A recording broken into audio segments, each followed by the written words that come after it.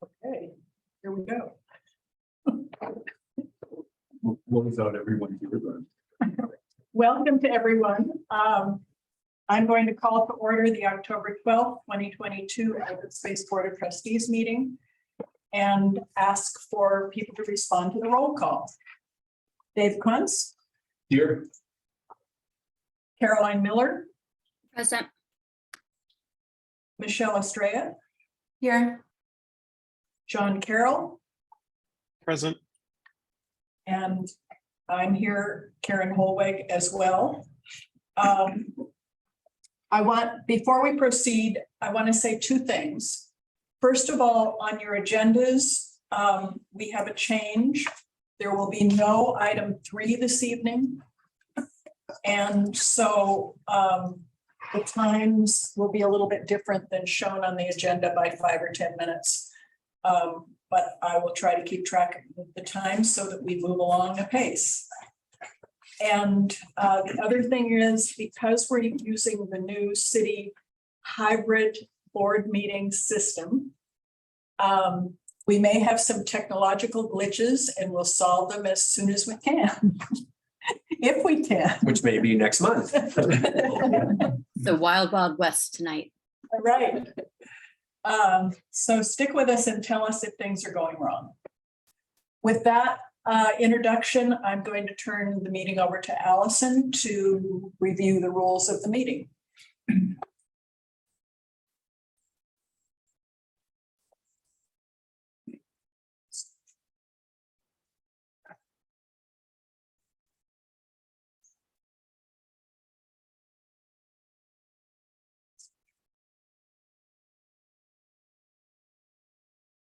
No, I can't see. Oops. Okay.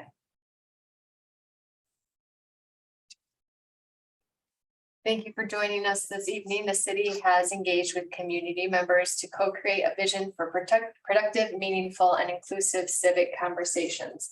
This vision supports physical and emotional safety for community members, staff, and council and board members, as well as democracy for people of all ages, identities, lived experiences, and political perspectives. For more information about this vision, you can visit the city's webpage on productive atmospheres. I don't know what that says at the time. The following are examples of rules of decorum found in the Boulder Revised Code and other guidelines that support this vision. These will be upheld during this meeting. All remarks and testimony shall be limited to matters related to city business. No participant shall make threats or use other forms of intimidation against any person. Obscenity, racial epithets, and other speech and behavior that disrupts or otherwise impedes the ability to conduct the meeting are prohibited, and participants are required to sign up to speak using the name they are commonly known by, and individuals must display their whole name before being allowed to speak online. Currently, only audio testimony is permitted online. And that's it. Okay, thank you, Allison. So with that, we're ready for public comments. Because there are no items on the agenda that are scheduled for a public hearing tonight, this is the opportunity for members of the public to speak. Oh, sorry, we skipped the minutes. That's fine. Shall we proceed with the hearing or Whichever you like. let's go ahead and do public comment. Are there any people on the online version of the meeting who would like to speak this evening? Not seeing any hands from attendees.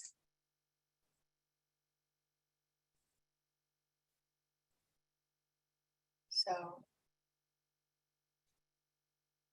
Okay. Then let's go ahead and review the minutes of the September 14th, 2022 meeting. And we're going to do this as we usually do. If there are any revisions or corrections on page 1 of the meeting of the minutes, please let me know now, and then we'll turn the page and look at page 2 of the meeting minutes. Any revisions to page 1?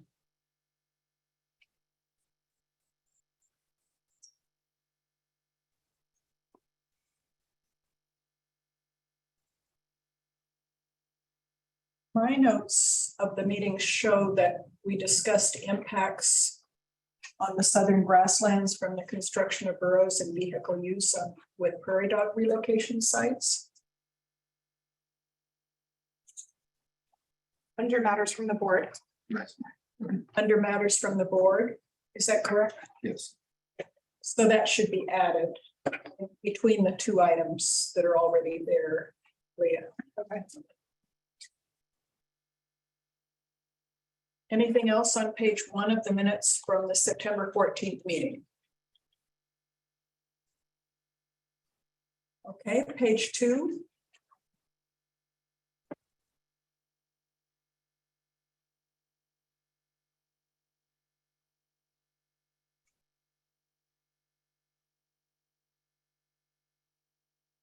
I had 2 additions. Under the second sentence, another item that we asked about and discussed was how much more visitation our trails can handle.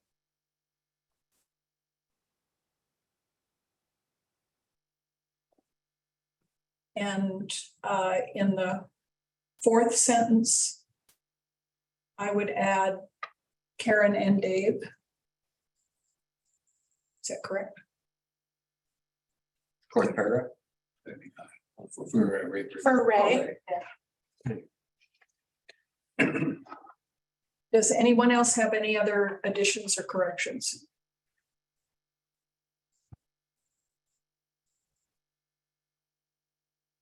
Okay, is there a motion to approve the September 14th minutes with corrections? I so move to approve the minutes with corrections. Second, I'll second it. thanks, John. Okay, we can't do a vote by hand, so we're going to do a voice vote again. Caroline, Yes. John, Yes. Michelle, Yes. Yes. and I vote yes as well. So the corrected minutes pass unanimously.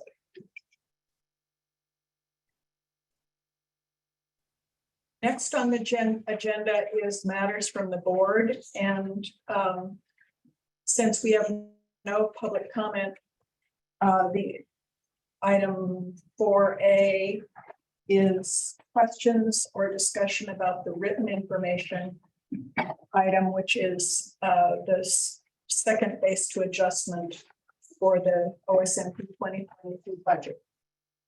And you have that at the end of your packet. 2-page memo.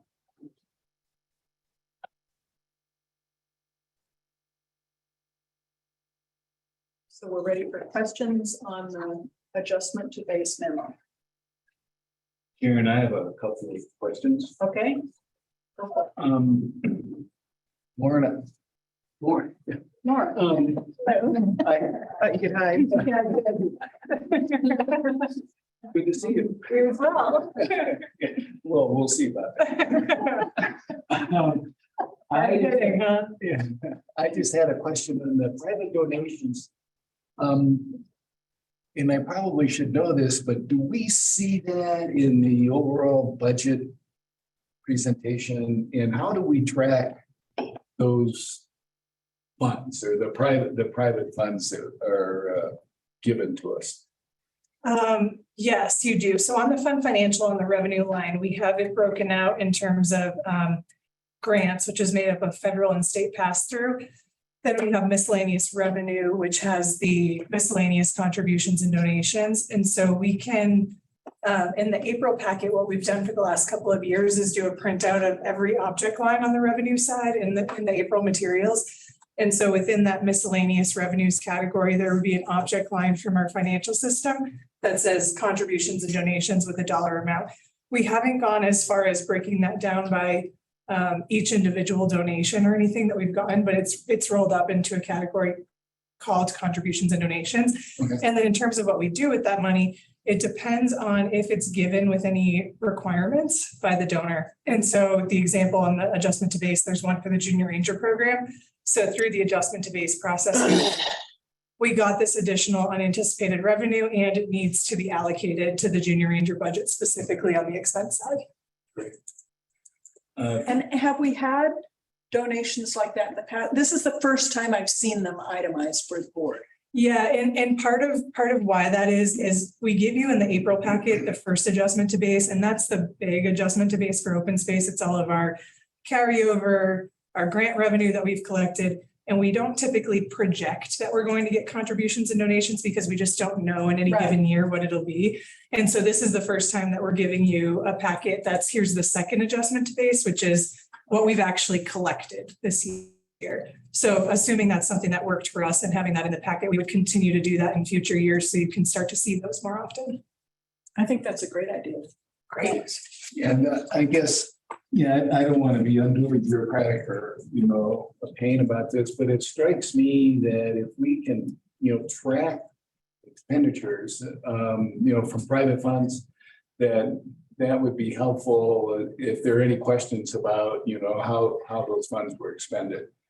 And the other question, maybe Dan, you might know this, do we send a thank you or note of appreciation to the contributors? Yes, we do. And we can do tracking against specific donations when they're earmarked. We do frequently also get just like general, put this to fund balance, use it how you will. And so we don't tend to do tracking against those specifically. But that is possible in the system. And yes, we do thank yous. Great, thanks. If the donations are not anonymous, could we also recognize them at the board meetings just to publicly acknowledge the contribution? I'm looking at Allison and Cheryl too for the partnership deck, if that's something that we could add in.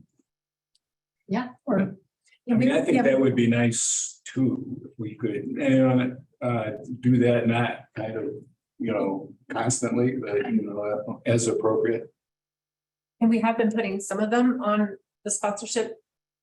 Is it on the sponsorship webpage? Anyway, we've been saying thank you to folks who have donated. A thank you Mhm. page, but yeah, we could acknowledge them at a meeting too.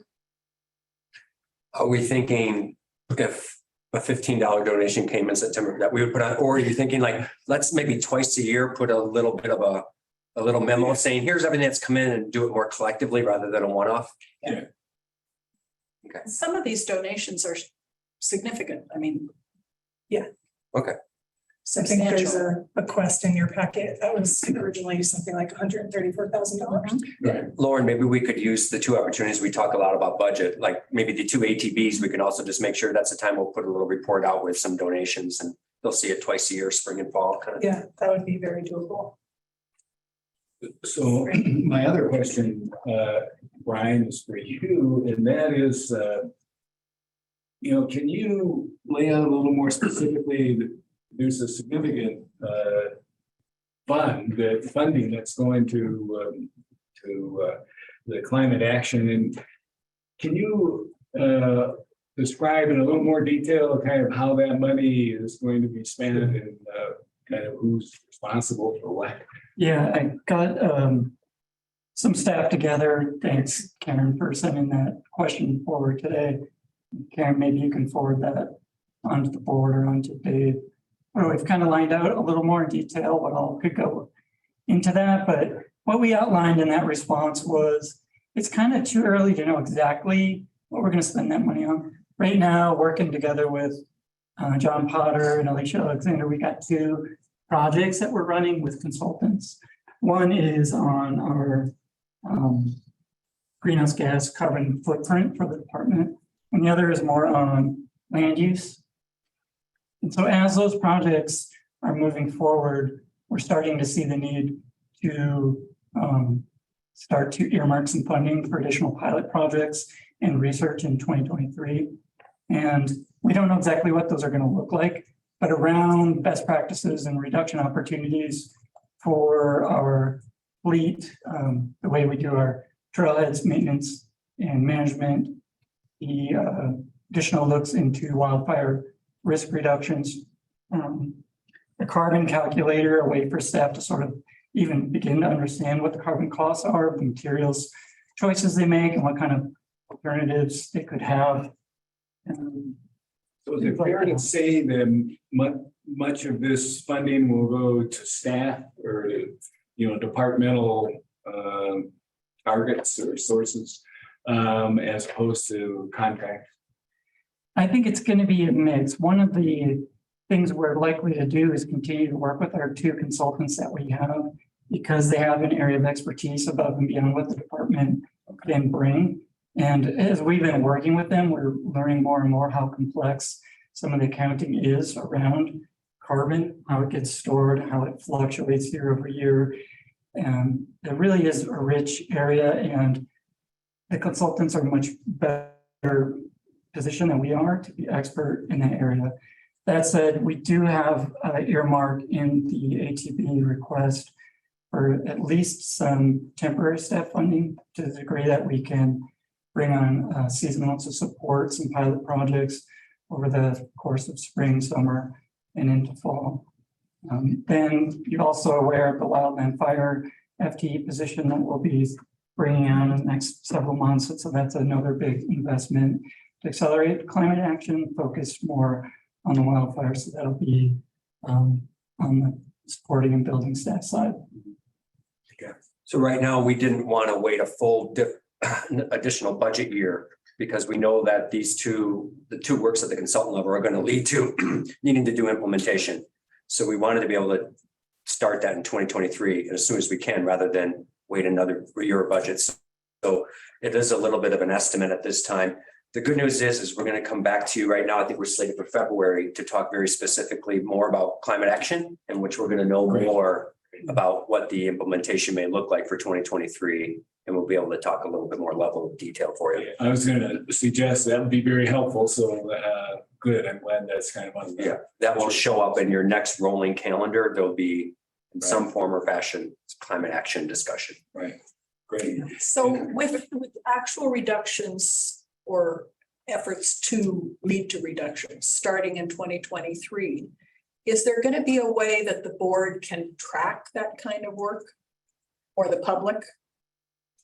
Yeah, so December of this year, we should have a look at our operations in terms of the greenhouse gas footprint. And that will come along with a report and a story map to tell the details of that accounting.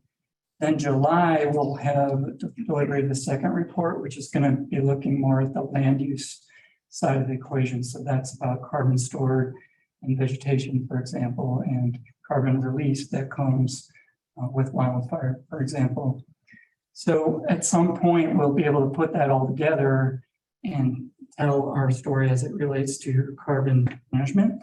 And we haven't figured out exactly what the way best is to share that information in terms of the dashboard of metrics. That's one thing we've discussed. Also, we haven't figured out what our targets for reduction would be as we start to look under the hood of this inventory. Some of the things are going to be really tough for us to move the needle on. So I don't think we're going to get an 80% reduction kind of goal, and you're going to see a steady state movement towards that reduction. It's going to be a little bit more moving in the margins and not trying to do anything that's outside of our charter purposes. So the other thing we're learning is we're running a pretty tight ship already. So again, it's not going to be a complete 180, and you'll start to see things looking a lot different than they already do. But we are optimistic that we can make a dent in this. But first, we just need to figure out what our contribution to the problem is and where our responsibility lies for that reduction. I think it would be great, starting in 2023, to calendar, just like the Prairie Dog projects have, a month of the year when there's a report on climate reduction or greenhouse gas reductions, or however you want to frame it. So that there's an annual return to say, this is what we've learned and this is what we've achieved so far. And I don't know what the right month is, but In the right format, yeah. certainly not December because prairie dogs would come around every December, but Maybe in the summer when it's really hot. that might be a good idea. People will be focused. We could do a thermometer like we did. Yeah. There you go. Karen likes thermometers. I'll help you out with that, front. We'll do a thermometer in July. Karen, I should have asked you at the beginning if we have a question. Are you able to see us if we raise our hands, or are we I gonna? am. If I happen to look up and see, There's the Leah and Allison have promised me that they'll help me see what's going on up there. Okay, because I'm like, she looks far away to me, so I don't know how well she can see me. But I. Go happen ahead. to If you have a realize- question, it's your turn. We can see you better than you can see us. Yeah, you guys look so, I'm like, if I raise my hand, is she gonna be able to see me? Is Lauren still there to your? Yes. I'm just Hi, getting set. So I think I have two questions. She's Correct trying to calorie up for these Yeah. questions. Lauren, correct me if I'm wrong, and I'm sorry about the car noise. If I heard you correctly, you said, like, for the example, the junior ranger donations, the 5,000, we would need to use that by the end of the year. And then the other portion to that question was, if you flip the page, the amount that's the 105,000. That one in the line talks about any unspent balance will be carried over. Is there a way for me to better understand what would need to be spent versus something that can continue over, or did I not hear you correctly to begin with? I think both are true. So for the $5,000 for junior rangers, that's something that donation was received this year. So we've never previously added that to the budget as additional revenue that was unanticipated that's coming in. So part of the function of the second adjustment to base is for us to be able to acknowledge and claim as an appropriation that additional $5,000 and then add it to the junior ranger budget. Typically, we have flexibility on donations and grants that it does not have to be spent within that calendar year. So what happens with the financial system that we have, any unspent budget at the end of the year kicks to fund balance. And then through the first adjustment to base of next year, if we wanted to carry those dollars forward, if we hadn't finished spending them and we wanted to carry those dollars forward, we would use the first adjustment to base next year in order to bring that with us. So in that example of the Arthur Moss bequest that you pointed out, we originally got that donation at $134,000. We've spent about $30,000 of it. And so what we're doing is carrying forward the unspent balance to be able to be used in future years to accomplish those projects. In general, so depending on the revenue source, like if this was a grant, they might have, a requirement to spend 80% of it within 3 years or something like that. So we would always want to make sure we're meeting the financial requirements of the award. But with donations, there aren't typically time limits on those. And so it's really, we would be working with the education outreach group with Natasha to say, do you need this money this year? Do you want to spend it this year? Or would you like to carry that forward next year to support the 2023 program? So we have flexibility, and then we use the adjustment to base to carry it forward with us. That makes sense. And then my next question was moving forward with the carbon. I applaud us for doing that. Last year I sat down and tried to do some work on calculating carbon, and it is extremely difficult. So along with that, do we have any friends that want to do it with us? Is Boulder County or any other programs like, let's jump on the bandwagon and we'll go at it together? Or are we trudging ahead of the pack with this one?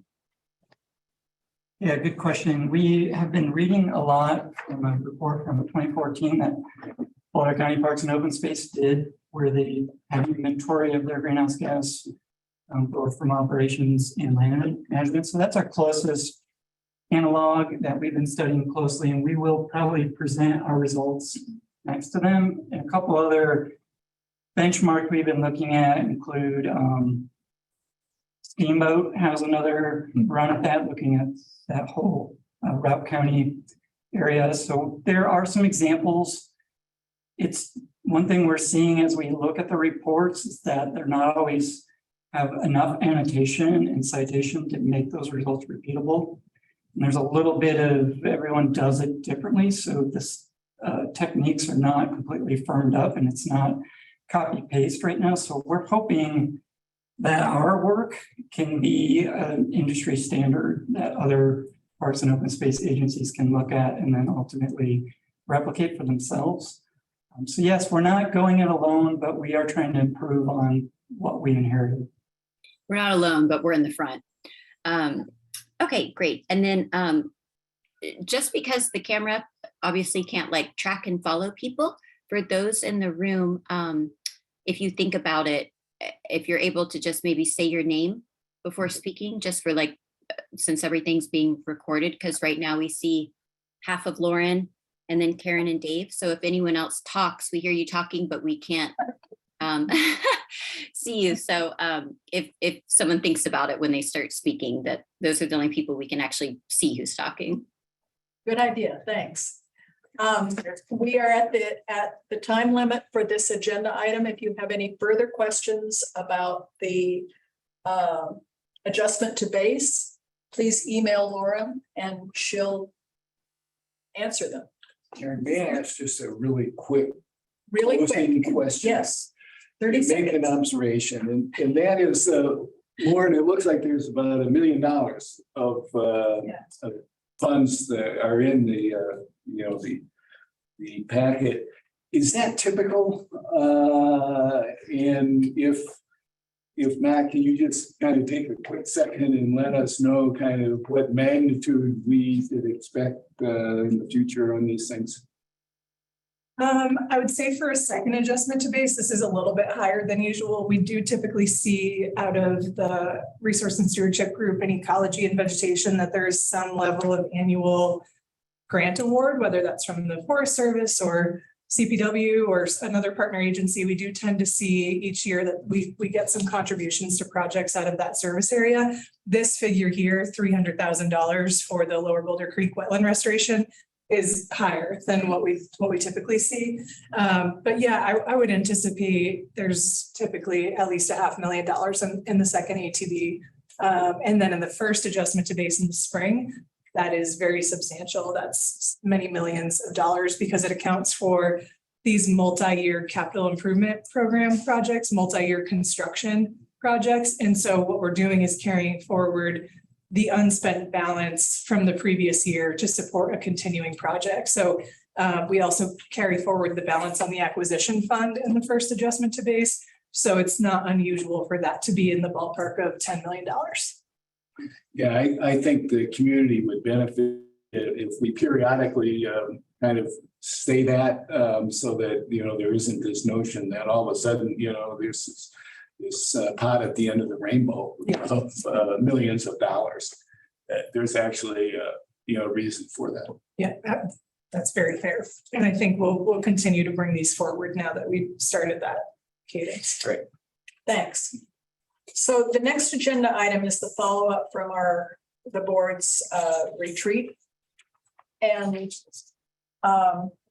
there are 3 things, sub-items in that follow-up.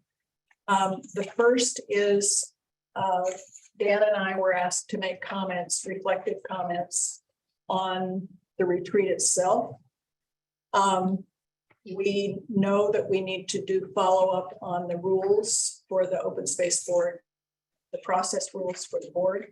And the third is to review the summary notes from the meeting and deal with some of the action items that are indicated in the summary notes as well. So I'm going to start with my reflective comments about the retreat very briefly, and then turn it over to Dan for his. And I guess I have 3 basic points to make. The first has to do with feedback that from both the board members and staff about the roundtable that we had in the hour at the beginning of the retreat. And my perception from the feedback was that people found that both interesting and informative, and that it should be something that would happen again. That I'm not going to review the substance of it, but I think some of us were pleasantly surprised with some of the increases in species diversity and abundance that were found both in the forests and grasslands, and also concerned about some of the decreases in populations that have been found. So there were pluses and minuses in terms of the natural resources, and a lot of things that people indicated an interest in following up on, either by field trips or by other additional sessions at board meetings. And Dan and I have been discussing opportunities to find time on the calendar for those kinds of follow-up sessions about grasslands and forests and wildlife habitat at future board meetings. So you'll be seeing those on the meeting schedules, what do we call it? The 3-month forecast calendar. And the other thing that we had substantive discussions about were things regarding HCAs and actions that will be necessary in 2023. So on our calendars, we'll be seeing that coming forward at regular board meetings so that we can clear the amount of HCA action that is needed to do those designations and move them on to council as recommendations. And overall, I think people found the retreat very worthwhile, and it was great to have us all get together in the same room for a change. And I want to again thank Michelle and Dave for working with Dan to prepare the agenda and move the process forward. Great. Dan? Yeah, Karen, thanks. Some of your comments were some of walked away with. And that was forecasting out some agenda topics we wanted to talk about, and what it did for me to help prepare for it was to work several months more in advance of forecasting out the whole year of 2023 of what potential agenda items are already sort of on staff's mind, and beginning to kind of sequence them out between quarters.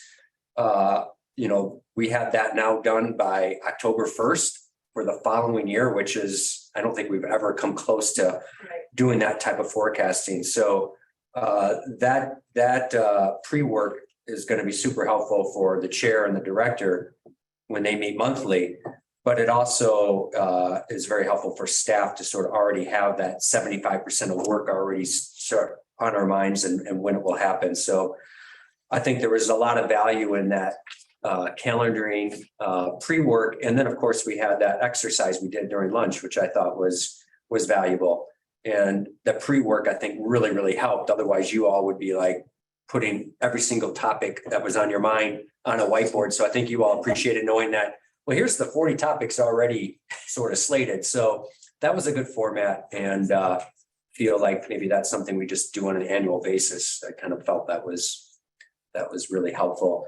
I also just want to put kudos to Caroline and John. I thought how they brought the collaboration health between board and staff, that start, stop, continue kind of model that John led us through was a really kind of nice way to do that, and felt like that was interesting. And overall, not that alleviating staff load is always the goal of everything we do, but I thought that there was a really good balance this year of not putting a lot of emphasis on a lot of pre-work and presentations by staff, because that is very time consuming. And so we were able to enjoy and participate on that more informal level like you all were. And there wasn't, I would say there wasn't a big burden on staff to come up with a lot of information ahead of time. So I think how we selected the agenda items and how we all came about how do we want to do it was a really good balance between, for staff to be able to come in and just be a participant as well. So,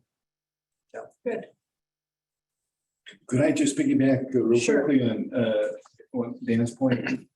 So Leah, I think in the notes, I think it would be very helpful if you could list the suggestions of the, of the additional topics in the summary notes. And then kind of the prioritization that we came up with so that there's kind of a record of, okay, here were the suggestions and here's kind of how they were ranked. Of the tallies. Right. Oh, the lunch session. Yeah, okay, right. I think that would be really helpful. And then the other thing, if you could put board members present and staff members present, similar to what you do with the minutes, I think that would be real helpful. In case we reference this later. Yeah, definitely. And we're going to be going over the summary notes as we do with the minutes at subsequent board meetings. So we'll be digging into the summary notes a little bit more at that time. But I wanted to start, hold on just a second, Michelle. I wanted to start at this meeting with time spent to try to clean up the rules of procedure first, and then go to the summary notes. That's my intent for this board meeting. Michelle? Hi, while we were talking, doing a recap about the retreat, I just wanted to mention something that hasn't sat well with me about the retreat. And it had to do with sort of the framing of the discussion of wanting to talk to those staff members with decades of experience. That just didn't sit well with me after I left the meeting, because I just don't want staff to feel like we were implying that we don't value the expertise and experience and training of our younger staff.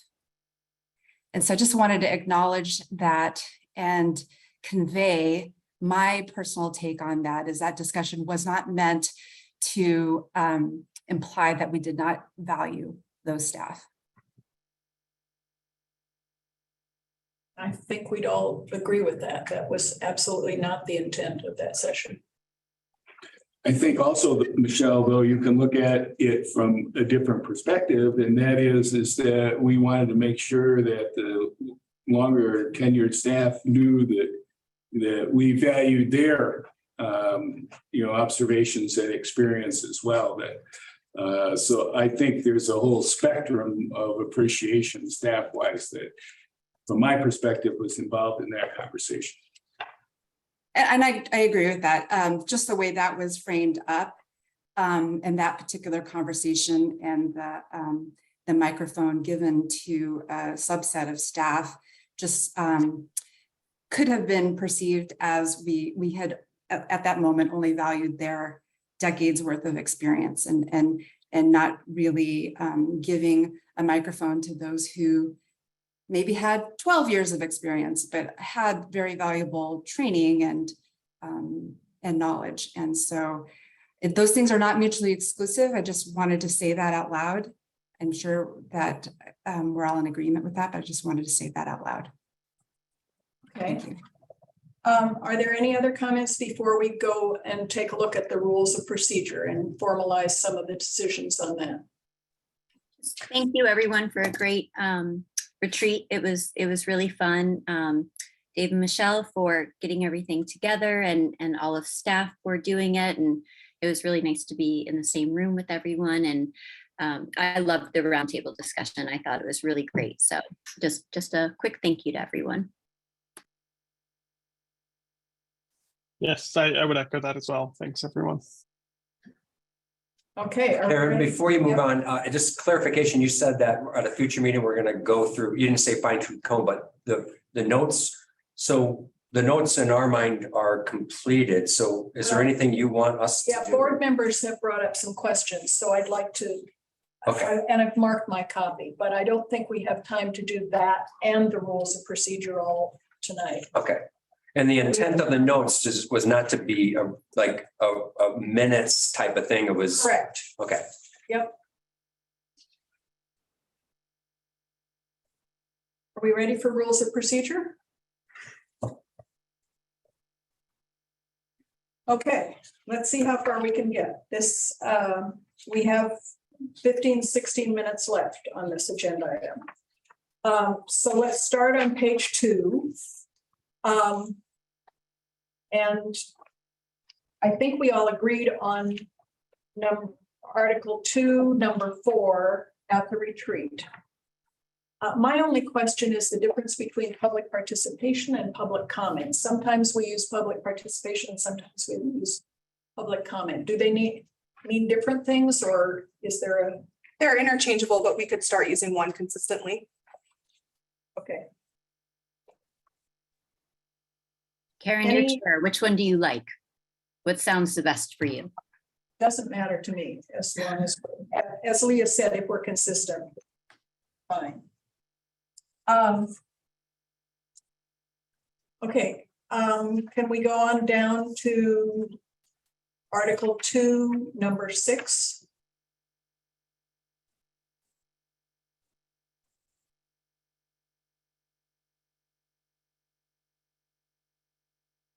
Six A. Does anybody have a comment about the wording there? Yes, I do. I think that we should add a little more language for clarification in the second sentence. So the first sentence says shall ordinarily be limited to 3 minutes.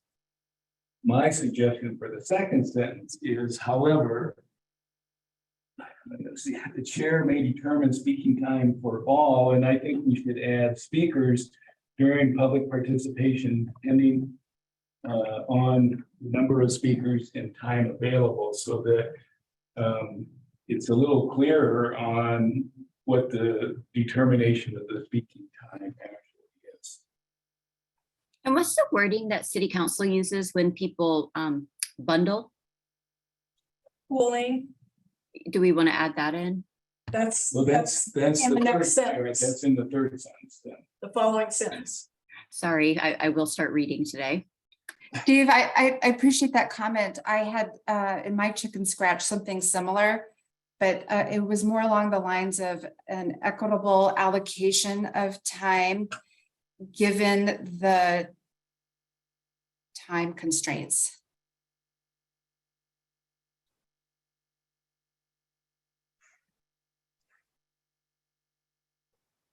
Yeah, I would ask what's meant by equitable. I think that's one of those words that can be, Yeah, I struggled with equitable or equal. And maybe I just mean equal.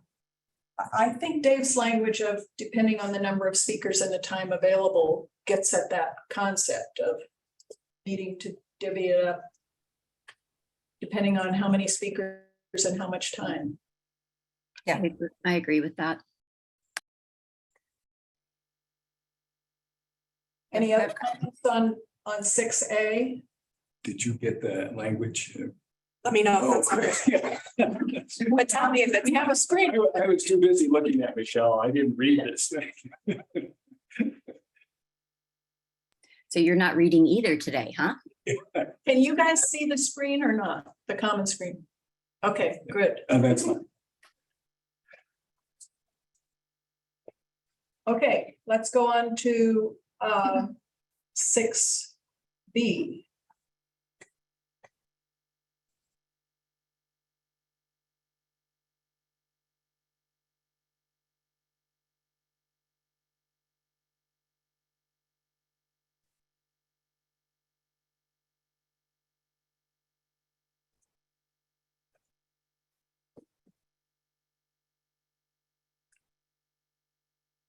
I think the intent is perfectly clear that comments from the board should be to clarify anything that the speakers have said in public comment.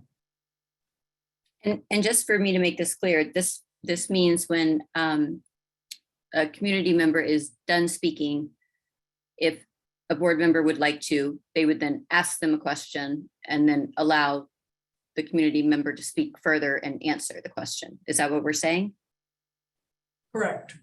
Okay. That's my interpretation of it. I think timing wise though, Caroline, those questions come after all the comments have been made so that we're not interrupting the flow of the public commenting. Right. Okay. I think we're ready to go on to Article 3, which was the old 6.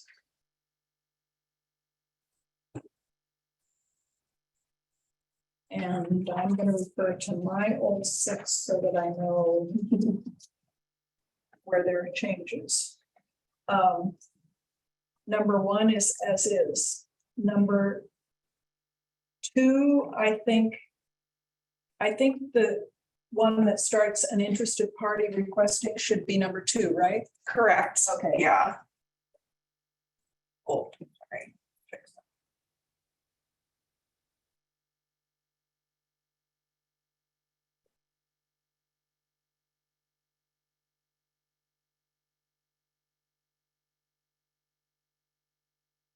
My only concern with Article 3, number 2, is that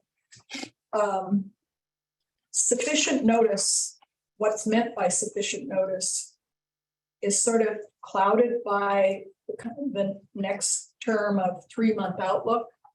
Like, does sufficient notice mean 3 months in advance, or are we talking about a month? Or seems to me that sufficient notice needs to be clarified. Because I think 3 months is not appropriate. We're on Article 3, number 3? No, Article 3, number 2, which on the draft that we received doesn't have a number. And it starts with the words "an interested party requesting." Yep, that whole reading thing. Okay, I'm back with you.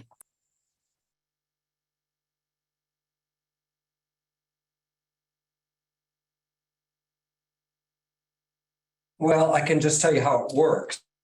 And then maybe you all can.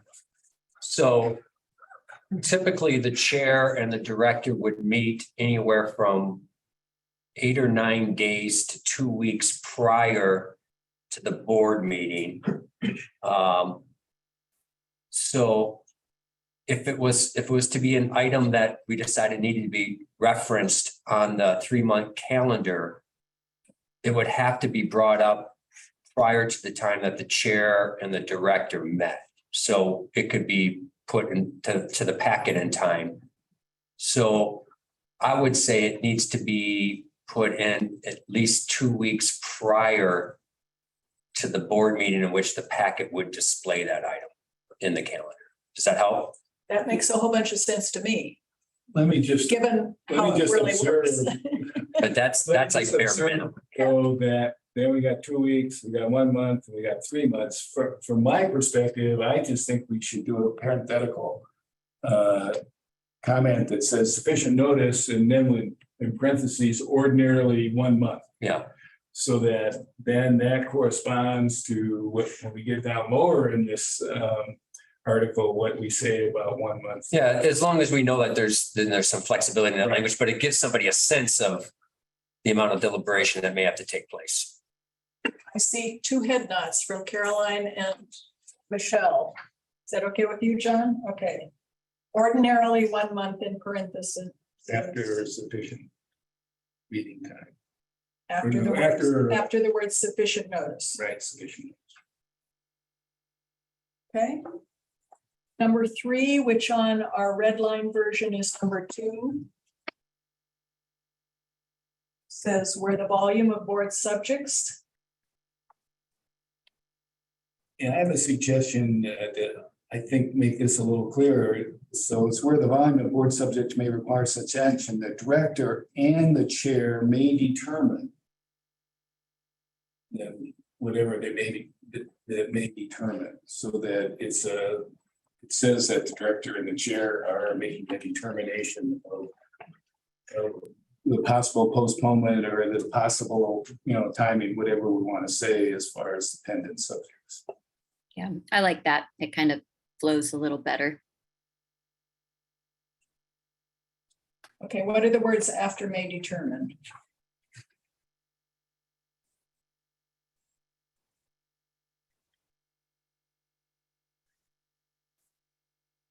About when there will be sufficient meeting time.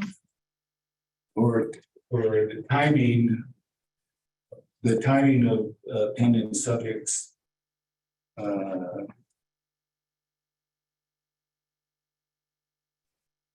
You say may determine to, Pardon me? may determine to postpone certain pending subjects. Okay, so that the Yeah. emphasis is on postponing. Yeah. Okay, Is subjects interchangeable with agenda topics or no? In this case, or is it a different subject matter? Or I think it's the same. because we use, if we can use consistent language, because number 2, we use agenda topics. And then we go into subjects. And if they're one and the same, let's just use agenda topics. Right. Because we're under agenda as the subject matter on Article 3 Well, Article 3 says agenda subjects. Should we just Oh, okay. delete the word subjects instead of topic. and just have it all be about agenda? So change subjects to topics for the heading. I would just leave it. I would just have the heading for Article 3 be agenda, Oh, yeah. because all these items have to do with the agenda, right? Moving forward for consistency, I'll vote for the word topic over subject, just in case that comes up again. That's my vote. Yeah, I agree. Okay, so the way I have it now, or the way it's on the screen, I look up at the screen. When the volume of board subjects may require such Or topics, when the volume. or topics may require such action, the director and the chair may, It says determined too. Sorry, I don't know what happened. how about just may postpone certain pending agenda topics until sufficient meeting time may be available for a proper review, for the board's proper review of such subjects, right? Can we, Topics, yeah. can we get, postpone seems pretty limiting. Why don't we say may reschedule or postpone or reschedule? Reschedule sounds good. Yeah, because that can kind of go either way, forward or backwards. My other question on this and maybe it's because of language we cut above it or what is such action? When the volume of topics may require such action, what action are we referring to? Postponement or rescheduling. But it almost makes it seem like there's previous language that talks about an action and that such action is referring to that action. It's referring to the previous interested party requesting. And that's been Such action is old language in the. right. So because we've amended that, it doesn't, such action seems to be hanging out there as not relating to anything we've referred to before. Well, we could get rid of it and just say where the volume board topics. They require comma. No.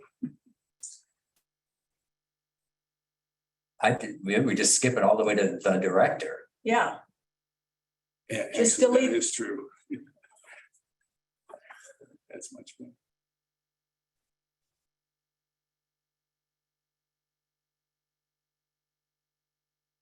Okay, and then we just have to, we have to pin this one, number 3, because we also said if we're doing any adjustments, especially under matters from the board, that there ought to be a amendment. 1-month notification. So we just have to pin this number 3 as what is the power of the chair in this case and director to deciding what to postpone at any given time. So not that we want to spend 2 hours tonight on rules of procedure, but How about boards apostrophe boards?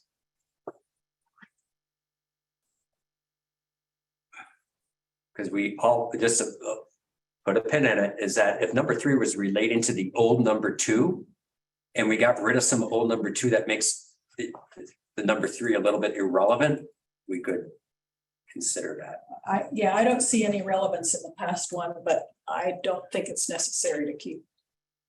So let's keep this one in mind as we go to the Number 3, next ones. oh yeah, okay. Yeah, let's keep it as is for now, but keep that in mind as we go further. And we're down to about 2 or 3 more minutes on this. So let's see if we can. Has 4, I don't think 4 has any changes in it. But 5 does. I'm just changing subject to topic. Is that okay? Good, Yeah. The last word too. Thank you. and let's see if we can get 5 done. On the topics to be considered. Well, my suggestion is to just put board field trips may be scheduled by the chair and the director, period. And they may be for various reasons. Or field trips for the board or whatever, but they just may be scheduled by the chair and the director. Yeah, and keep in mind that this Article 3 is referring to the agenda. So getting rid of the issue of what the issue is takes it up, you know, is that an agenda topic or more of a meetings? Well, I think And we have agendas for field trips as well as meetings, Oh, right. right, as well as study sessions. Okay. So I think you're right, that gets deleted, and Leah, I'd also delete the or. So it just says and.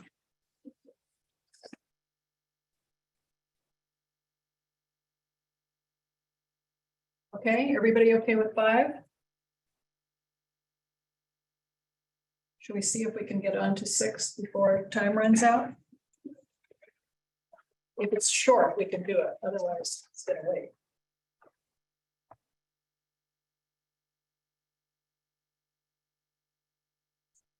from my perspective, 6 is really important. And it's worthy of some additional clarifying language. So my suggestion is to lead off 6 with the words in general, comma, substantive matters from the board, blah, blah, blah, blah, blah, down to the last sentence. It says, if there is changes to the calendar.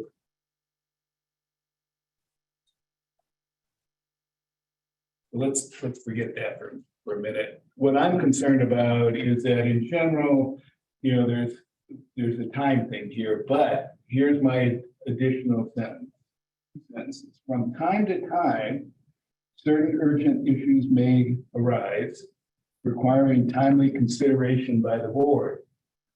In these situations, the director and the chair shall determine when and how the board will consider these items.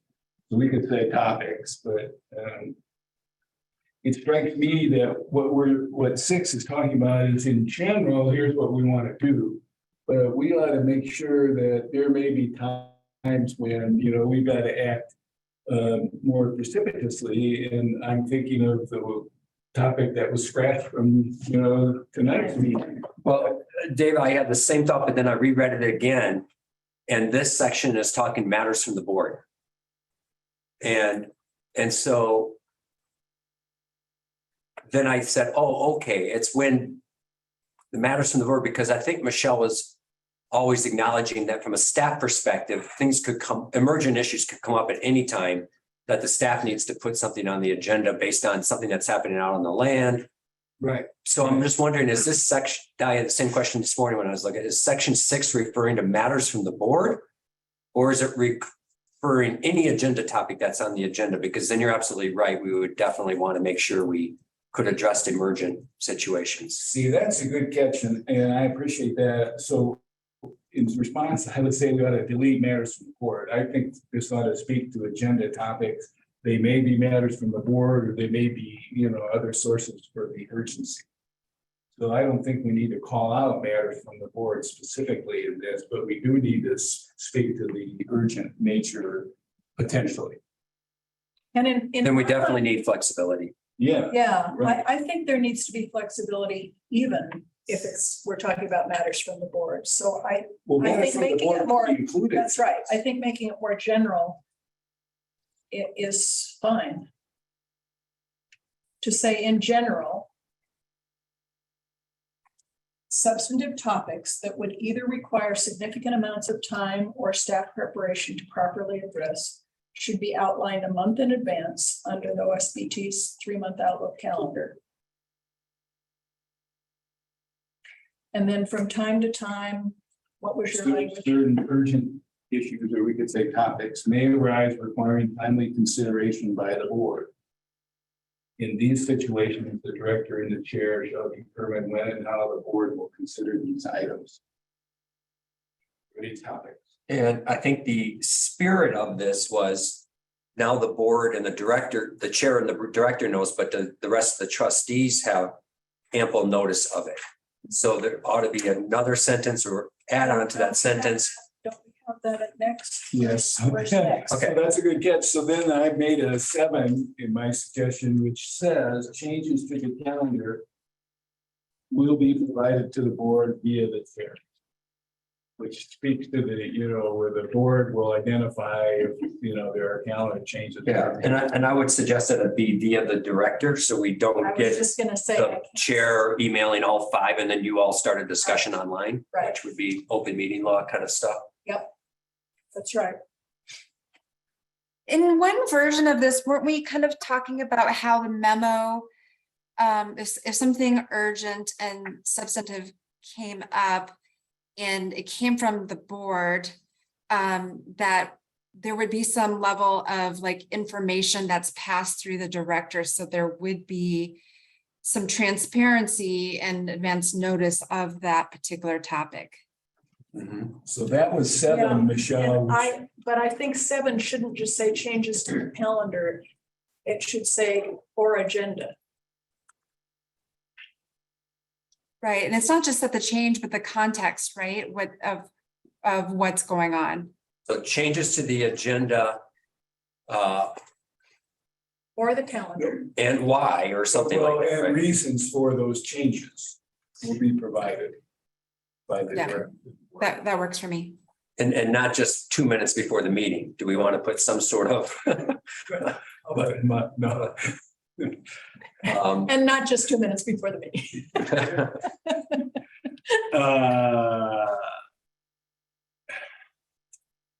As expediently as Yeah. possible. Yeah, it's expeditiously. Yeah, I mean, there's spirit in this too, right? Yeah, It's not like we're gonna have a ranger on staff to give us citations every time we. As expeditiously as appropriate or something like that.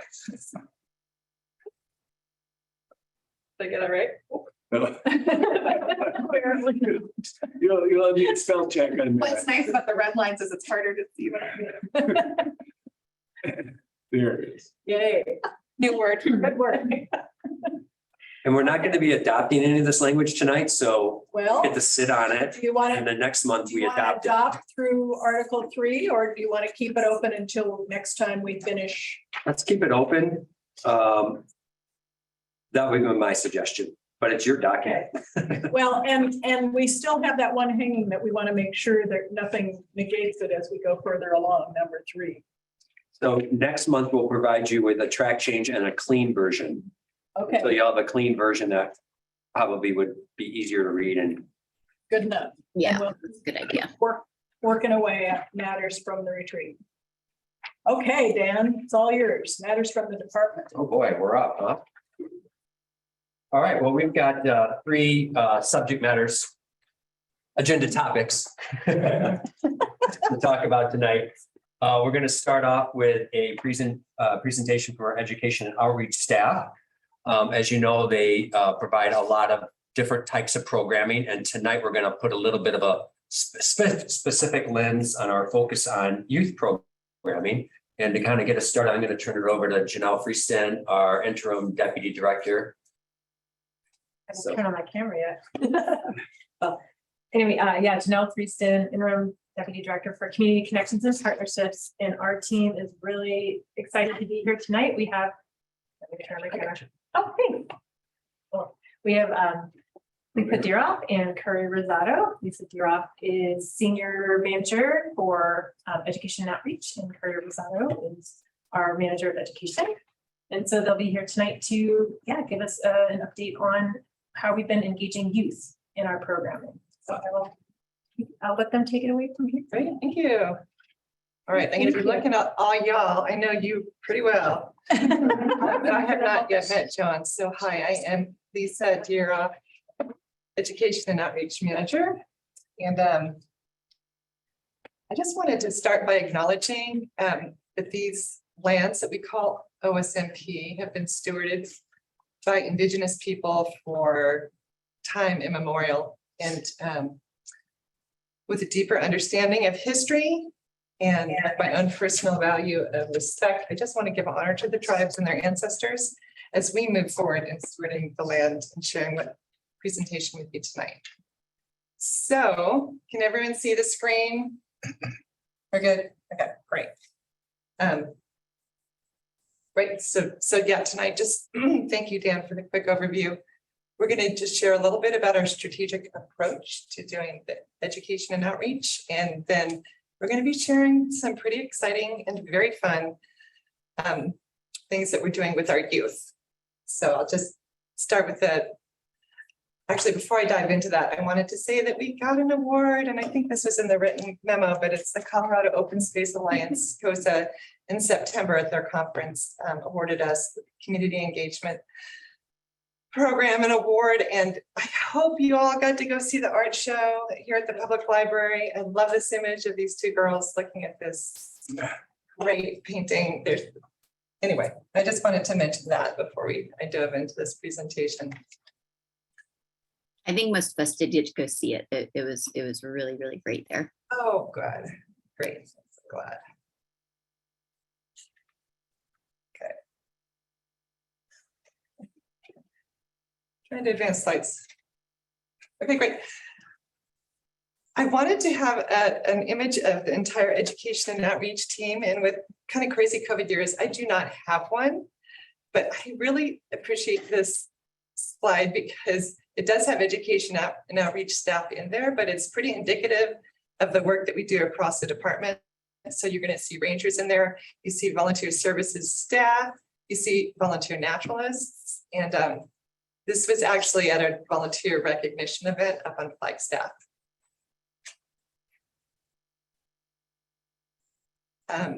Before I dive into our strategic plan, I just want to say that it's very closely aligned with our master plan. And look at all these check boxes. These are the tier, I'm not sure if you can see on your screen or not, but tier 1, tier 2, tier 3 priorities. Great. And this is just really quickly the process that we've gone through. We started in 2016 looking at, we inventoried all the programs we had, and we started to look at a standardized approach. Then we integrated it with the master plan and started looking more specifically at the values and services in the programs. And so right now we're actually just redefining our education and outreach strategic plan to align it more with Janelle's work group, CCNP, the community connections and partnerships. And here's our vision and mission. It has not changed that much. What's changed the most, though, is the fact that we're starting to do more about co-creating programs rather than being the sage on the stage and standing up there and telling people what we think they need to know. We're asking a lot of questions. We're trying to get people in conversation with each other so that information is that much more meaningful and it kind of gets to you a little bit deeper. So that's one thing that we're shifting. And I know Burton came to you with his Ranger strategic plan recently, and they had a set of values. These are the values that we came up with. They're similar. And I will say that the education and outreach staff feel these very strongly. And they were in your memos, so I know you had a chance to look at them. And then these are our services. I'm going to just read these really quickly. So welcoming visitors and community members, understanding land management priorities, environmental literacy, diverse backgrounds and abilities, global climate change, youth leadership and building stewards, and recreation and wellness offerings. A year ago, we came and shared these with you, and we focused on the wellness, the work we're doing in the wellness arena. And then tonight, we're going to be talking about youth leadership. Before we jump into youth leadership, I just wanted to whet your appetite. We're going to come back and let you know about the efforts that we're doing to have an increased presence on the land. And this spring, we were able to hire 2 outreach rangers. These are folks who are out hiking trails, at trailheads, engaging with the public. Their number one goal is welcoming. They're looking for safety. They're talking about resource protection, how to recreate responsibly, helping with emergencies. This is a picture of Basil Binkley, who was out hiking and ran into a group of students at their CU science camp, and he was able to share all about the ponderosa pine ecosystem and everything magical about that. And so that was a lot of contacts that Basil made, and these kids were that much more excited. They asked a lot about the career, how did Basil get his career? So I'm trying to get Allison to, yes, so we can see the thank you. Okay. oh, I Teams chatted her and said, "Can we get-" thank you. Now we can see the title. thank you. So tonight, we're going to be talking about connecting you to the outdoors. And so Curry Rosado, our education manager, will be presenting. And I just want to say Curry has worked with the city for over 5 years and super innovative and really good at connecting the partners, making sure goals align, and just big picture thinking. And I think you're really going to enjoy seeing what she has been working on. Thanks, Lisa. Yeah. Thank you very much. And good evening, trustees. Thanks so much for the opportunity to be here. This is really exciting for us. So as we get started discussing how OSMP connects you to the outdoors, I want to invite you to join me in an activity. And that activity is, I wish we were outside, but we're not. We're going to do this inside and at our other places where we might be calling in from. I want to invite you to, using all your senses, think back to one of your favorite experiences in nature as a young person. I'm going to kind of guide us through this. With your eyes open or closed, whatever you prefer and feel comfortable with. As you think about that experience, what are you doing? And where are you? What does it smell like?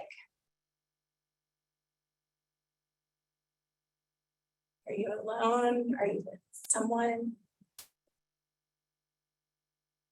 How do you feel?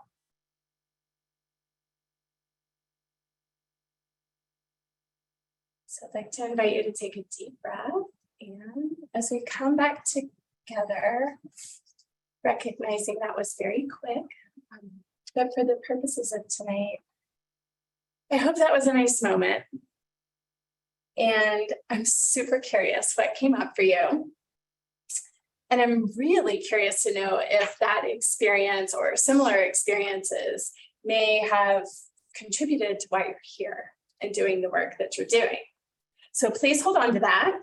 And I also have to say, one day, I hope we get a chance to talk about it, because I can imagine that you have a lot of experiences to share. But we have some other business to do tonight. So we're going to jump into our presentation. Thank you. So tonight, I'm excited to share with you how open space and mountain parks is connecting you to the outdoors and creating nature champions.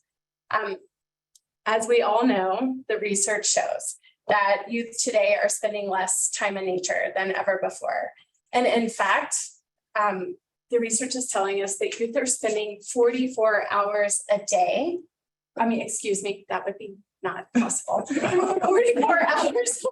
Sometimes I feel like my kids do spend 44 hours a day, 44 hours a week in front of a screen, and less than 10 minutes a day playing outdoors. Let that sink in. But the good news is, well, in addition to that information, what we also know is that for so many kids, regular and safe access to nature is determined by their race, income, identity, ability, and also zip code. The research shows us, though, as you're seeing in this infographic, that there are so many physical, mental, and social benefits as a result of time in nature. And what I want to highlight on this graphic is that two biggest factors that contribute to environmental stewardship and adulthood is time in nature, beginning in childhood, and role models who care for nature.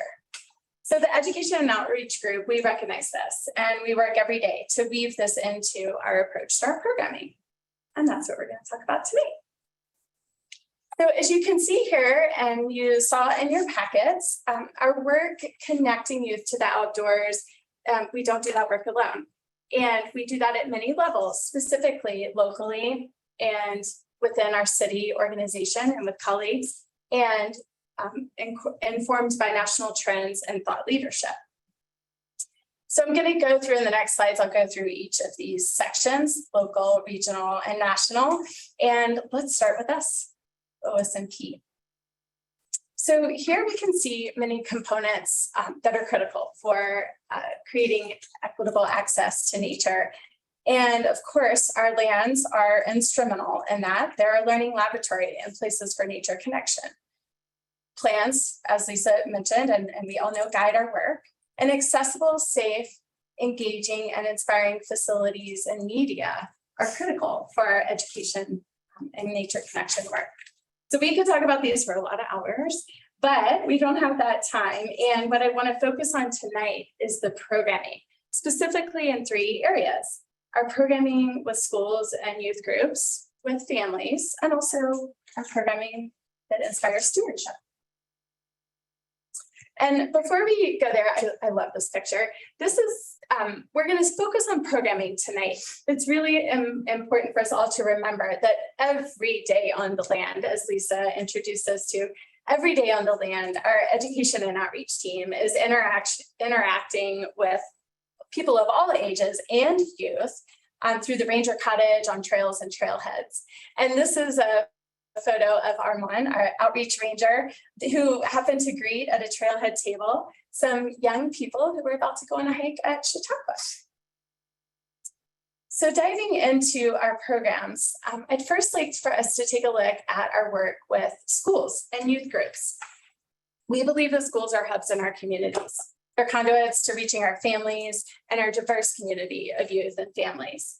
And that's why we partner with Boulder Valley School District, local schools. We work closely with teachers and partner with students to co-create a continuum of pre-kindergarten through grade 12 experiences on the land and in our schools. So last year, for example, and I know you saw this in your packet, our information from last year, we reached over 5,000 students in 14 Boulder Valley School District schools, 2 independent schools, and also 2 homeschools through 57 programs on the land and in classrooms. And this fall, we're planning to work with 11 Boulder Valley schools and 2 private schools, reaching over 1,000 students. That's happening right now. So the heart of our programming, as you can imagine, is our field trips. And imagine a 2nd grade class that is exploring the geology and discovering the stories in the rocks at NCAR. Or a group of 4th graders at Saul Hill Ponds exploring the wetlands ecosystem. Or 9th graders, this happened today, on our land, learning about what is a keystone species and how does open space manage for prairie dogs. Field trips are aligned with Boulder Valley School District standards, specifically our science and our social studies standards. And also, I think it's really important that you all know that responsible recreation, leave no trace principles, and climate change and climate solution messaging is woven into programs appropriately, depending on the place, the age, and the topic that the group is experiencing that day. I really hope you can all join us on a field trip one day. We can talk about that at another time.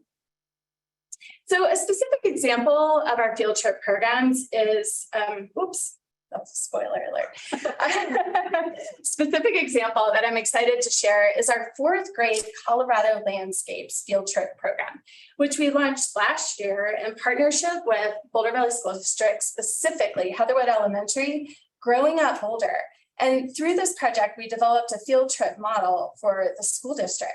Students are learning about, as you can see here, the local ecosystem that's near their school. In this case, it's the Wood Brothers property, which is in the Gun Barrel Hill area. In the fall, they learned about the local ecosystem and the Wood Brothers property, the plants and animals that live there. They also developed through participatory engagement solutions for how youth, and gave us ideas on how youth want to learn and be outdoors. They also took action and shared that information for the Wood Brothers property. And they taught their parents through a website. I hope you get to see that link in your packet. They taught their parents and community about the plants and animals and the history of the Wood Brothers property. That was in the fall. And then in the spring, we turned to the other side of the school, the Gun Barrel Hill area, where students also learned about the local ecosystem and took action by creating artwork, messaging through artwork. And this artwork is going to be incorporated into signs along what some of us know as Loop A and the Gun Barrel Hill through the ISP implementation. So we're really excited. Students are becoming nature champions and they're sharing their stories for responsible recreation in Gun Barrel Hill. Another project that we're working on this year with Growing Up Boulder is called Eco Healing with Youth. And this project is inspiring emotional resilience through wildfire interpretation and climate action in the wake of Boulder fires. So among the many project objectives, and for the purposes of our time tonight, I'm excited to share with you that an important objective is fostering resilience and action among children and youth in advancing climate solutions. And we're learning from students what inspires them to act. Through this project, we're also deepening conversations with young people regarding what gives them hope about the future and this changing climate. So more to come on that project. We're really excited about that. As you can imagine, we have a variety of ways that we engage our youth while we're out on field trips. And I wanted to share this photo. These are learning materials. One is this student is looking at our plant and wildlife snapshots. I'll spare you the details, but there's an activity where students have a chance to connect with particular plants or animals that live in the area they're on the field trip. And they're learning with them on the land. They're also taking them into the classroom. And the field trip packet is a place for while on a field trip, as well as after, students are continuing to immerse themselves in that local ecosystem. Another really important component of our school field trips is that nature connection piece and our relationship with nature. So that's what this image is showing here. We believe that nature connection isn't just about feeling connected and receiving the benefits of nature. And we work with youth through activities like this rope activity that just like in an ecosystem, when something is out of balance, there's a little bit of pull and we have to work together. So it's about relationships and nature connection. Well, turning to our schools, many of you may know this story, but I'm really excited and so grateful for our amazing volunteer naturalists who developed years ago when they realized, well, we're not doing as many field trips during the winter. They decided, let's bring the learning to the school. And hence we have the 3rd grade wildlife education program. This program reaches about 1,000 Boulder Valley School District 3rd graders every year. There is a series of 4 mountain lions, bears, coyotes, and snakes. And our volunteer naturalists engage kids in learning about not only the natural history of these animals, but how to live safely with them, because these are animals in the Boulder Valley that students often see near their homes, near their schools, and in places they play. Another program that happens in our continuum of school-based programming is our school assemblies. This is with our partners, Jeff and Paige, as you can see here, not afraid to put on exciting costumes. You know, we know that kids learn by moving, and you're seeing that in action in this image. We, as an E&O team, work with Jeff and Paige to create the content. They, of course, write the songs, but we help inform the script so that important messages about welcoming to open space and what you can discover in the natural world when in open space is present in the assemblies. Coyote Bob and Ranger Paul usually make a little visit to this experience as well. We, moving beyond our schools, and as we talked about, schools are hubs in our communities, part of our continuum of working with youth, of course, includes families and caregivers. So equitable access to nature, as we all know, it's foundational for our family-based programming. We always want that equitable access. and welcoming feel on open space. So we reach our families through a variety of programs on the land and neighborhoods and throughout the communities. Through programs and events, we welcome families to open space. We really are building trusted relationships. We see a lot of repeat families on our programs. And I mean, as you can see here, this child in Juanita's arms is not a stranger. This child has been on many programs, and there's a comfort level while in the outdoors, which is really exciting to see. So also our series of family events, you might recognize this image, is the popular summer series Meadow Music, which happens on the Chautauqua Green, literally reaching thousands of families through movement and dance and connection to nature, each other, and to self. My favorite song is Get Outdoors. I hope you can come if you haven't come already. And it's a favorite, and we're just really grateful for this partnership. We also participate, I hope you've had a chance to see us, at many community events. The Tulip Fairy Festival with the Wake Up the Bear is an OSMP tradition. Also, the Munchkin Masquerade that's coming up. We have a large presence there to connect with families. And the Pollinator Festival is another example that recently happened in downtown Boulder. This is a chance for us to meet with community and welcome them to open space. Another important part of our programming, and you may have seen this in if you get field notes, I hope you do, field notes as well as on our website at naturehikes.org, you'll see a menu of programs that are under our Nature Discovery series for families. This is an important part of our continuum of programming reaching youth. And as you see here in these images, from storytime hikes to backpacks that are checked on the left of the screen, the image is two young people who have checked out a nature discovery backpack from the Ranger Cottage and are having a little chat with Jesse on the outreach team. Programs like Storytime Hikes, Nature Playdates, Nature Explorer Series, and Nature for Kids and Families and Fishing is Fun. These are just a few examples of the programs that are happening for our families. We also, as I mentioned earlier, we're not able to do this alone, and we're so excited to be co-creating programs with community. And Lisa touched on that earlier in our presentation. We partner with organizations through the Nature Kids Boulder project and many other ways, but partners organizations such as El Centro Amistad and Explorando Senderos de Boulder, and the Nature Kids Boulder Collaborative, which includes Calwood, Thorn Nature Experience, and many of our colleagues at the City of Boulder. We offer a variety of programs, and you're looking at them here.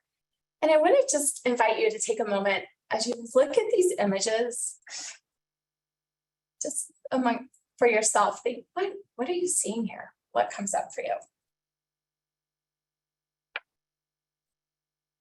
Here are other images that I was excited to share for OSMP's component of program delivery through Nature Kids Boulder happens on Saturdays once a month, and you're seeing some images here. So our goal is creating a community of nature mentors, these families and kids that are curious in nature. A third and really important component of our programming for K through 12 is our stewardship projects. You're seeing some very familiar images here of the Junior Ranger crew. And this is the climate team from this summer. I believe that you heard about this through the Junior Ranger update last month. This is one example of how Ian is working with volunteer service learning partnerships to make that connection with environmental literacy, nature connection, and action, climate action. Other examples are we're working in partnership, staff are working together, volunteer service learning partnerships, and E&O are working together for a teen stewardship series of programs. What's coming out of that is so exciting. Teens are taking action, and they're also co-creating what those actions are. We're really excited about that program. So that we just touched on what's happening at OSMP, and now I'm really excited to share with you what's happening at our city level. For similar to our work within OSMP, at the city level, we're fortunate to have many lands such as our parks and our greenways, facilities and media, like incredible websites and printed and web-based materials. But tonight we're going to focus really on the collaboration and the programming. I'm very honored to share with you and excited to share with you that we have a group of 7 city departments that you see here that have been working together for a couple of years to advance equitable access to nature for Boulder youth and their families. And we call ourselves the Boulder Youth Nature Initiative. It's a working group, and we've been sharing resources. We developed an inventory of programming and partnerships and policies, and we're collaborating on programming to really advance our mission. We're also right now wrapping up a strategic planning effort. And in that effort, we've identified 2 key focus areas for our work. Those areas are nature connection and action and hope. And equitable access to nature, equity is at the core of both of those focus areas. So we're going to continue our work to find ways to advance our youth nature connections and stewardship of the natural world. And I want to give you a quick glimpse of one of those exciting projects that's happening right now. We have been working with Columbine Elementary through a program called a project called Nature Connection, Action, and Hope. This is happening this fall with Columbine Elementary's 4th grade classroom and teachers, and our partners at Growing Up Boulder and Classrooms for Climate Action. This project, it might seem a little bit familiar. It's building upon what we learned with the Wood Brothers and Gun Barrel Hill project that I mentioned earlier. And what's important about this is that it's, again, continuing that model for place-based learning and BVSD 4th grade classrooms. And we have an opportunity in this particular semester to not only educate and engage students in learning about the riparian ecosystem of the Goose Creek corridor near their school, but also we're learning from students, how do they want to connect to nature? And what actions do they want to take? How do they want to care? And that data is coming in right now. Another exciting component of this project is that students are practicing being floodplain engineers. They're learning about the riparian ecosystem, learning about community process for mitigation. And they literally this week in their classroom are building floodplains, and they're going to be sharing their recommendation for Goose Creek mitigation. We're excited about this project because it involves Utilities Department, OSMP, our friends in Housing and Human Services, because Columbine's an FRS school, Family Resource School, and again, our partners with Classrooms for Climate Action and Growing Up Boulder. So turning to our national, turning from the local level to the national level, tracking and integrating national trends and engaging with national thought leaders, it really does inform our work. And we're excited to be doing that. So let's take a look at what that looks like. We are working with the National League of Cities, which I'll talk about in a minute, as well as we are very excited for what's coming up with a Boulder Child-Friendly City Initiative. And we're going to speak a little bit to some research that was in your packet, from Louise Chawla.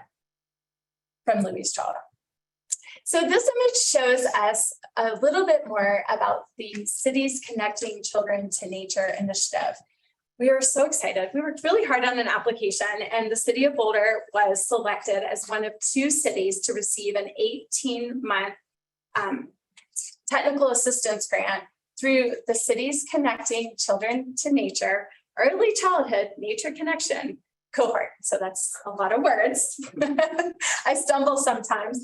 The point of this project is this opportunity to work with our national thought leaders for best practices in early childhood nature connection. And as we advance that work, we're working closely with Boulder Housing Partners and other community partners as well.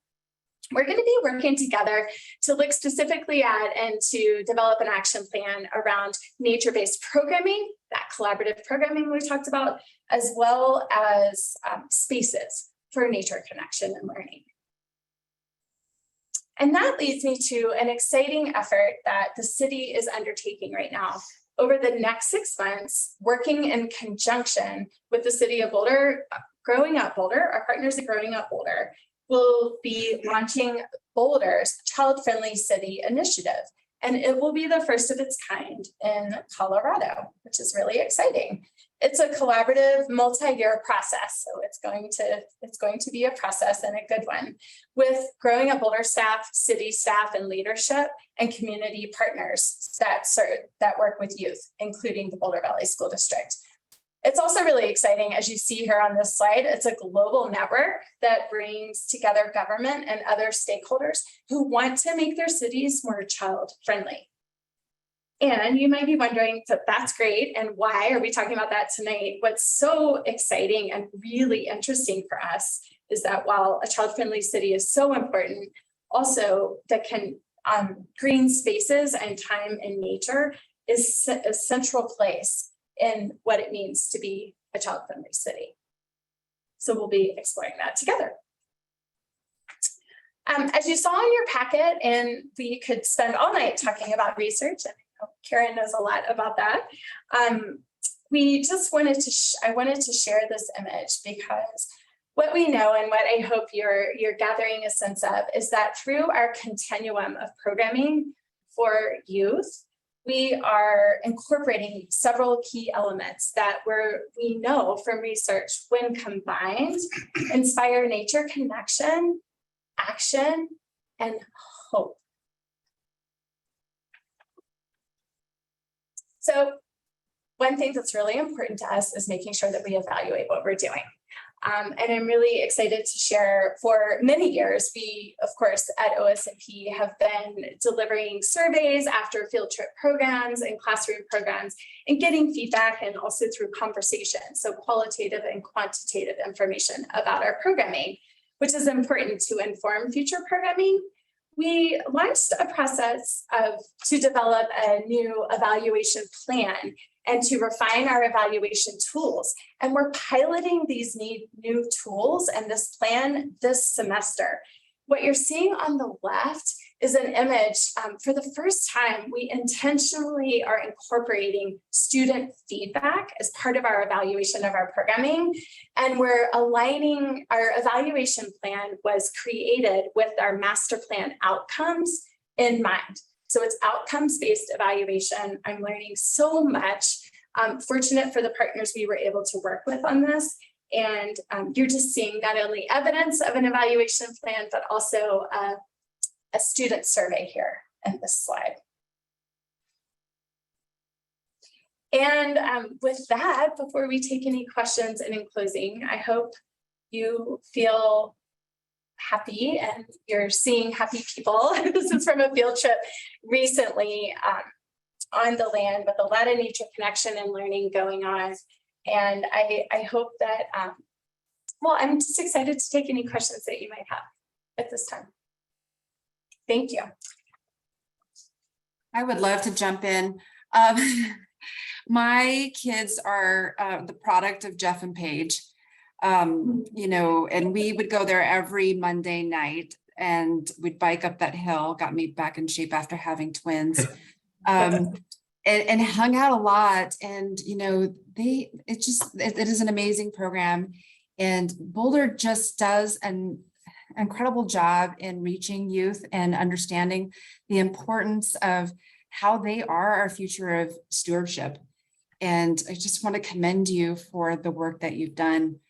I also know that you're also doing your best job to reach underserved communities, including like the LGBTQIA+, hopefully I got that right, communities as well through your different partnerships. And I know that must not be easy.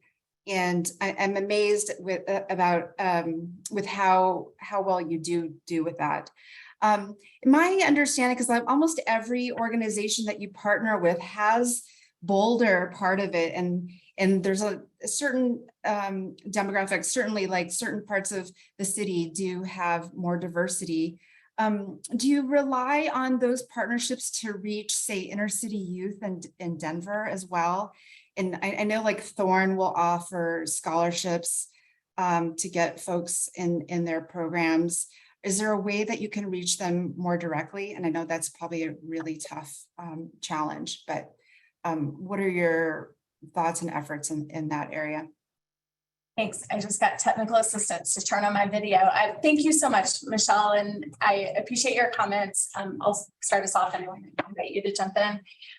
Appreciate your comments, and also I feel so honored to be here. I know Lisa and I both do, representing a large team that gets this work done that we were able to share tonight. And thank you so much for asking the question.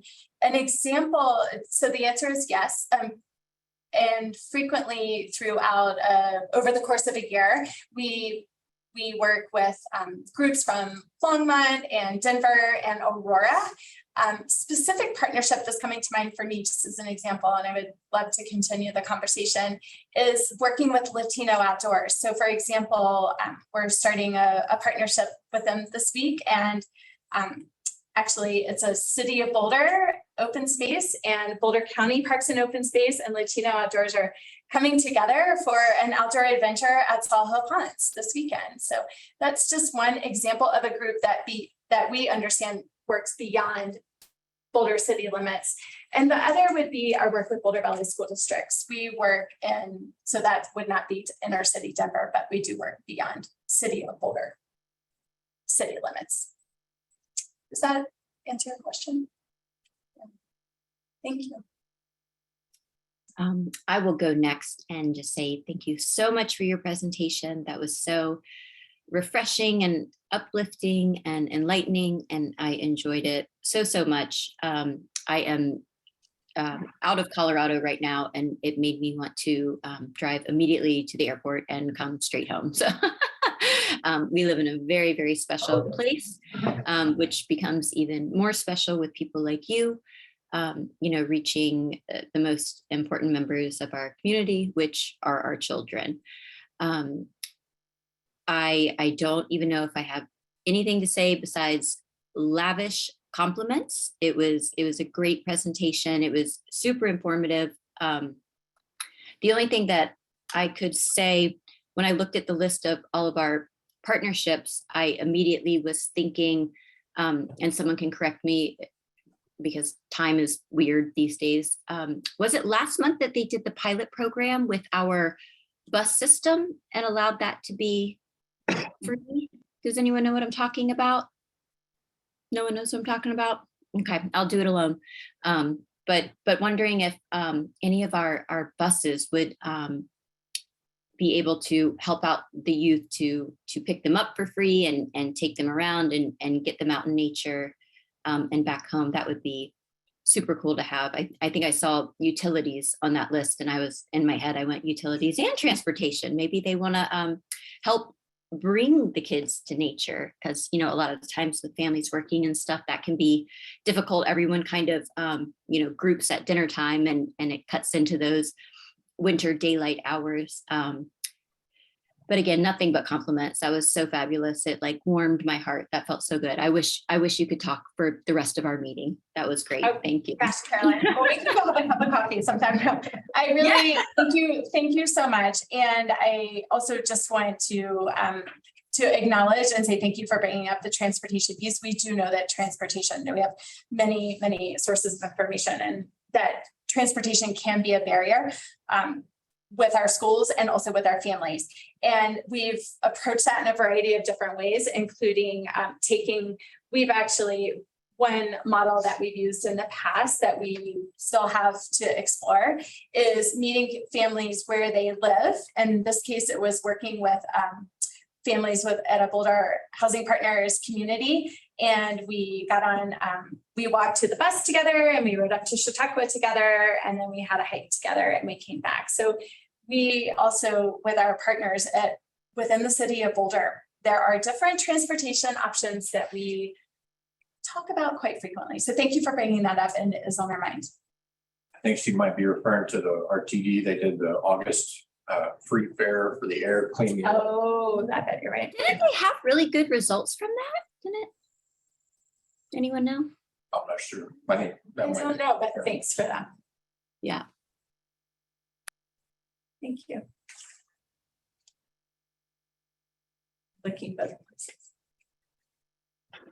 So I have a- Thank you for the lovely ahead. presentation. You know, it was awesome to see, you know, all the different programs that we have. You know, and I just wish I could have had those opportunities when I was a kid. And it's great to see we're providing them for kids now. So thank you. I don't have any specific questions. Thank you, John. I have a couple of questions. So the building, the Boulder Valley School District building at Sombrero, what's happening with that? And are we involved in whatever is happening? It's a great question. Thank you for asking. So should we share a little background to for everyone to know? We have a partnership at the Sombrero Marsh open space area. We are in an agreement. Well, we are in a partnership with Boulder Valley School District and Thorn Nature Experience for programming at the Sombrero Marsh. So to answer your question, yes, we stay in touch with Boulder Valley School District and with Thorn Nature Experience. We have conversations about the programming that is happening there. There's an annual plan in which there's an annual meeting in which representatives from OSBT, and this year I went, as well as Boulder Valley School District. This year it was Sam Messier, Assistant Superintendent of Partnerships, and Thorn Nature Experience staff, Erin Saunders. We meet to understand what the field trip program, Boulder Valley School District and Thorn partner on a field trip program for all second graders. They reach over 90% of BVSD second graders through a field trip program at Sombrero Marsh. That's still happening. What we know is that, so that is what we know. And our understanding is that there are conversations around the field trip will continue, and that's what I can speak to right now. Dave, are you We also referring to offer the programs? Are you referring to the 1 acre sort of in holding that is Boulder Valley School District that Thorn used to be in? Right. Yeah, okay. Yeah, so I'm just wondering. Thorn's still there. Is Thorn still there? Thorn is still operating out of that facility. Okay. Yes. Okay, because I was a little concerned that if they had moved, then what the future of that building will actually be. So I'm glad to hear that things are continuing. Things are continuing, and BVSD has put additional resources into the facility. Okay, It's been remodeled, and there's more security. I had to knock on the door Great. this time, so. Great. Yeah. Well, that's a nice segue into the one quick observation and question I have. And this isn't meant to diminish the presentation at all, because I found it very invigorating. But I'm concerned about the use of the word safety. And it becomes the second value in the program. And I'm wondering why that is. And if it's because there are risks or hazards on the system, then it strikes me that we ought to identify what we mean by the word safety as far as one of the values. Because then there's a reference to a culture of safety. And I'm just kind of given the current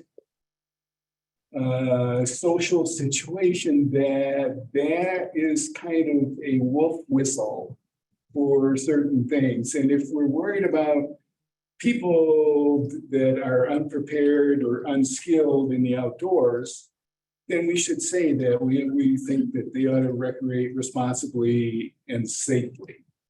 But if we're worried about, other unsafe conditions on open space, then we ought to be specific about that.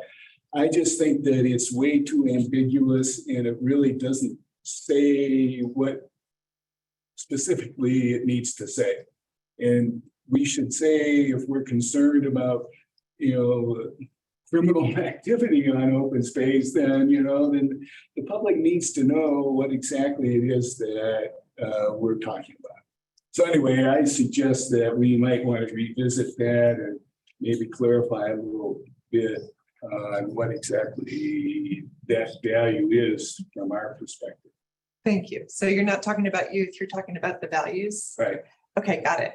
Yeah, it's more about safety if someone's coming from Florida, from sea level that morning, and they're about to go to Green Mountain. I'm going to talk to them about having enough water. That's, So I think we should okay, say thank you. that, because otherwise, Thanks. you know, we ought to look at our rescue information, and if, you know, if there are inordinate numbers of rescues and, you know, their activities that we are finding unsafe or whatever, I think we need to be clearer, because many people will look at that and say, geez, I wonder, you know, if it's really safe. Are there criminals out on open space, or what's going on out there? And so we should say specifically what we think it is. Thank you. In Learning Lab, that's one other quick thing, Learning Labs, I'm really interested. I think that's a great idea, and I'm hoping that we're kind of moving ahead and getting some of those launched, and particularly where we can include families in specific, you know, management activities, so that they get a better sense of, you know, what the management needs are out on the land. Thanks. Oh, and one other quick thing, the pie chart, if you guys would put the percentages or whatever on there, it would be very helpful, because some of us, you know, can't really process this thoroughly, and some of us can't even see some of it, so it would be helpful. Gotcha. Great, thanks. Just like a 15-second comment, and we don't have to go into it at this meeting, and maybe it's none of anyone's business, but I feel like I've heard kind of varying things about the property there with Thorn. I don't know if at some point maybe we can get an email if just to really hammer down if that is still Thorns or something different. I don't know if anyone else has been feeling like they've heard two different things, but it comes. Yeah, we'll still go back. Thank you, Kellen. Great. Since we're over time by 5 or 10 minutes, I'm gonna ask Dan to keep going. All right, so thank you, staff. Really appreciate that. Thank you guys so much. That was great. Thank you. All right, we're moving on to matters from the department, top number 2. And this is focused, our third of our trilogy series on trails program. We're going to be focusing tonight on undesignated trails program. And I'm going to turn things over to Jeff in just a second, but I just want to say that the undesignated trails concept has been out there for years, of course, right? It's been referenced in past plans, but I do want to say that since the advent of the master plan, I know from a structural standpoint that we've been approaching this a little bit different and a little bit more focused than we've have in the past, in which we've created a very distinct trails program staff area around undesignated trails. We're developing process and policy and strategic direction for that program. So we're super excited about what we're putting in place from a structural standpoint around our undesignated trails program. And tonight we're just wet your whistle on some of that and what we're doing out on the ground.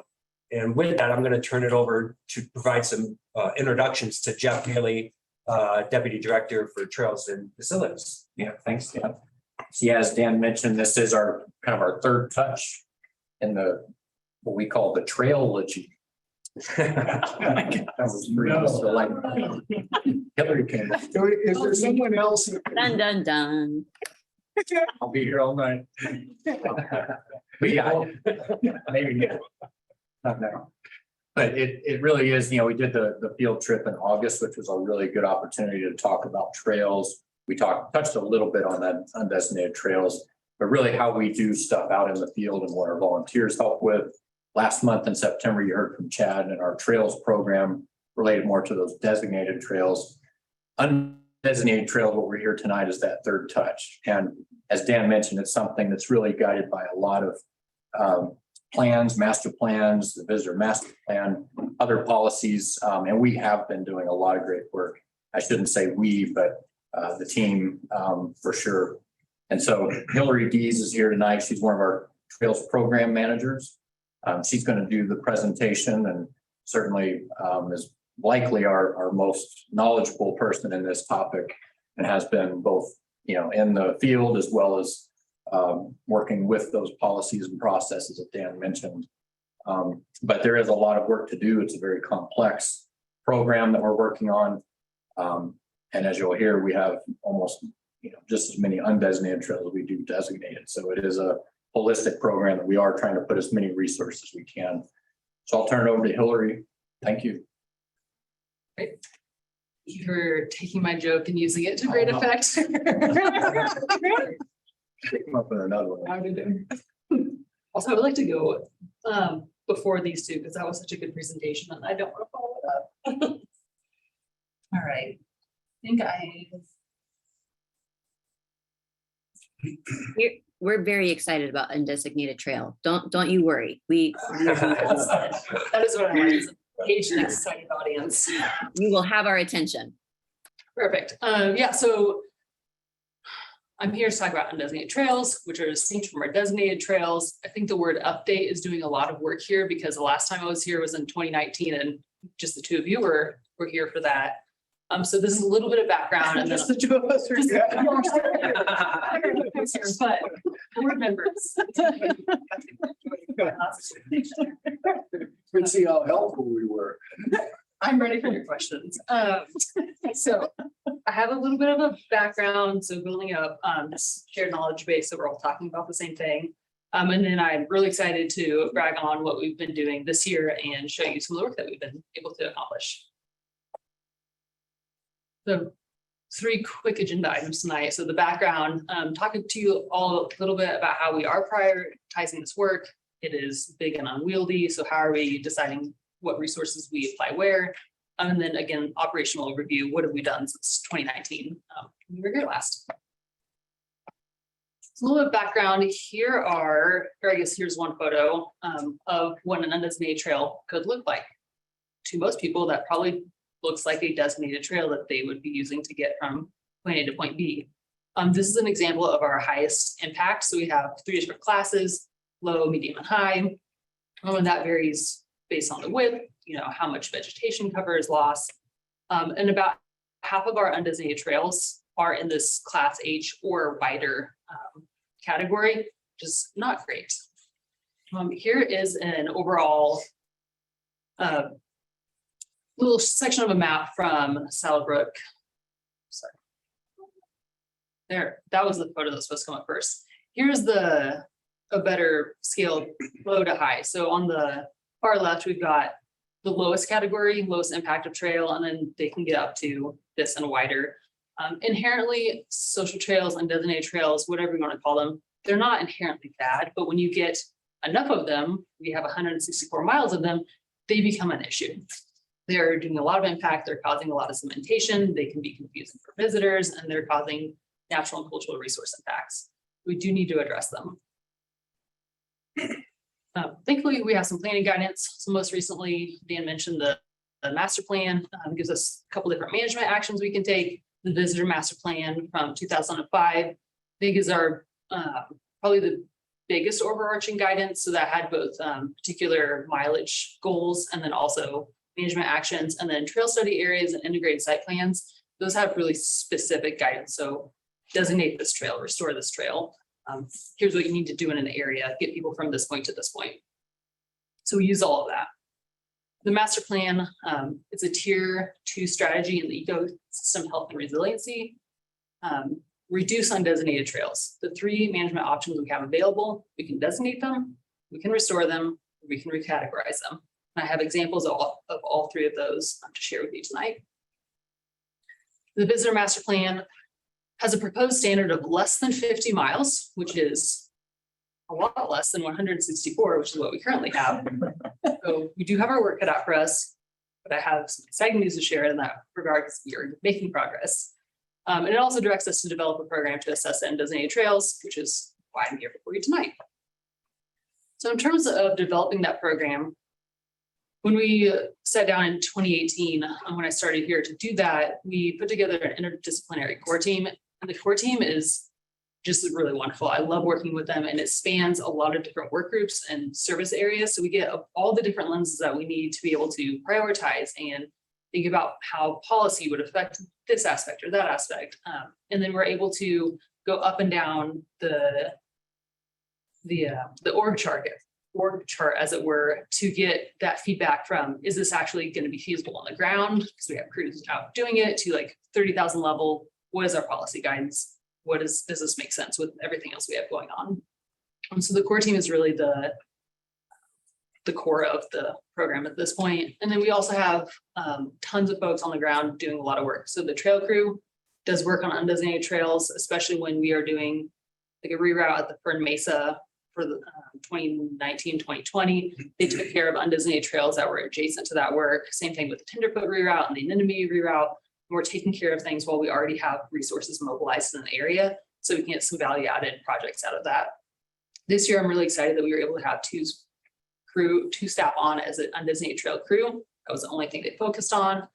And then the restoration crew, IPM, and I could really list all the other crews that we have. They are all super helpful. They're out on the system. They have different lenses, different expertise. If they see something, they say something, and it's helps us address emergent trails a lot faster. And then, you know, they have different, like I said, expertise. So they're seeing our lane system through a different lens. And if they see something that they think should be prioritized, they're able to bring that forward, and we can then adjust our work plan.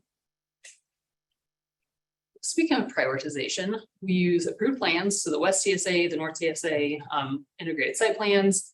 We use management area designations. So the HCA's, ag areas, passive rec, and natural areas. We consider natural and cultural resource impacts, as well as impacts to designated infrastructure. So it's an undesignated trail messing up an irrigation ditch, for instance, that would rise in prioritization. And so we take all that quantitative factors and we apply that against, do we think we'll be successful? Do we have enough resources? What is the scope of this project? Because for every 100 things I would love to do on any given year, we can do like 20 or 30 of them. So we really have to be judicious on how we're using those resources. One way we do that is to try to match our treatments and our interventions to what the visitor behavior is. So undesignated trails are absolutely like a human issue that has natural resource impacts amongst others. And so if we can get at the root cause of why folks are using undesignated trails, we can be more successful in restoring them or designating them or getting that management action that we want to have happen, the behavior we want to see. So at the bottom of this pyramid, we have our universal interventions where we're always going to try and start at the lowest intervention that we think will be successful. And we know through studies that we've done with LNT or on our system and then other studies that education, programming, signs, communications can have a really big impact, especially if it's an unintentional action that folks are going on undesignated trails because they didn't know any better or they didn't mean to. Those can be really effective, and sometimes that's all we need to get them to change their behavior, and then we can get that trail restored. It gets a little bit more challenging when we get into opportunistic. So that's shortcutting. That's like, oh, I just want to go see that viewpoint because it looks cool, or I see that there's already a path here. It can't be that bad. So then we're looking at signs, larger or fences, larger signs, and doing more active restoration. So that can look like erosion control netting, wattles, stuff that like visually shows that we care about an area and like you should not be walking here. And it just, escalates a little bit from there. If that doesn't work, we're maybe adding a second layer of fence. We're going back and repairing anything that's been broken. If plantings fail or they don't survive, we're going back and doing iterative restoration efforts. And then, top pyramid, we're not there yet, but we do have some options in terms of regulatorily closing an area. And that's in part thanks to the updated city manager rule that I think you all heard about a couple meetings ago. So I do have some good news. Like I said earlier, on the 164 miles, we monitor the entire system. It was monitored in 2012 and 2018. And this year we are in the middle of our third cycle. So we monitor one zone every year. So zones 2, 3, and 5. So that kind of the bottom southern area. That's all been monitored a third time. So we do have 3 data points that we can and compare apples to apples. There were monitoring efforts before 2012, but they used a different methodology, so we can't actually compare exactly what was going on those previous efforts. But since 2012, we can look back now 10 years, or by the time we come back again, it'll be a little bit more than 10 years back, which I think is a really great way to see how things are changing over time. So zone 4 is in progress this year. Zone 1 is planned. And thankfully, everything is trending downward except for zone 3, which did see an increase of 3 miles from 2018 to, that was monitored last year, for 2021. In part, we think that was due to more social trails and undesignated trails up on Flagstaff. So that, causation and correlation are not the same thing, but we do see a lot more undesignated trails around access points. Flagstaff has a lot of access points, a lot of people were getting out, pandemic. And so we are wondering if that could have had some impact in this increase in mileage. But happily, it's all going down except for zone 3. We're also utilizing additional tools in addition to the monitoring. So this is a map of, on the bottom, we have Ranger Trail, and at the top, it goes up to EM Greenman. This does go through an HCA. The purple line is an emergent undesignated trail, the Rangers flag that they said was wearing in really fast and getting pretty eroded. So we went and put 2 trail counters on either end so that we could see and get a little bit more information about how we think people are using this so that we can apply that correct intervention that we think will be successful. So we put it out for 3 weeks.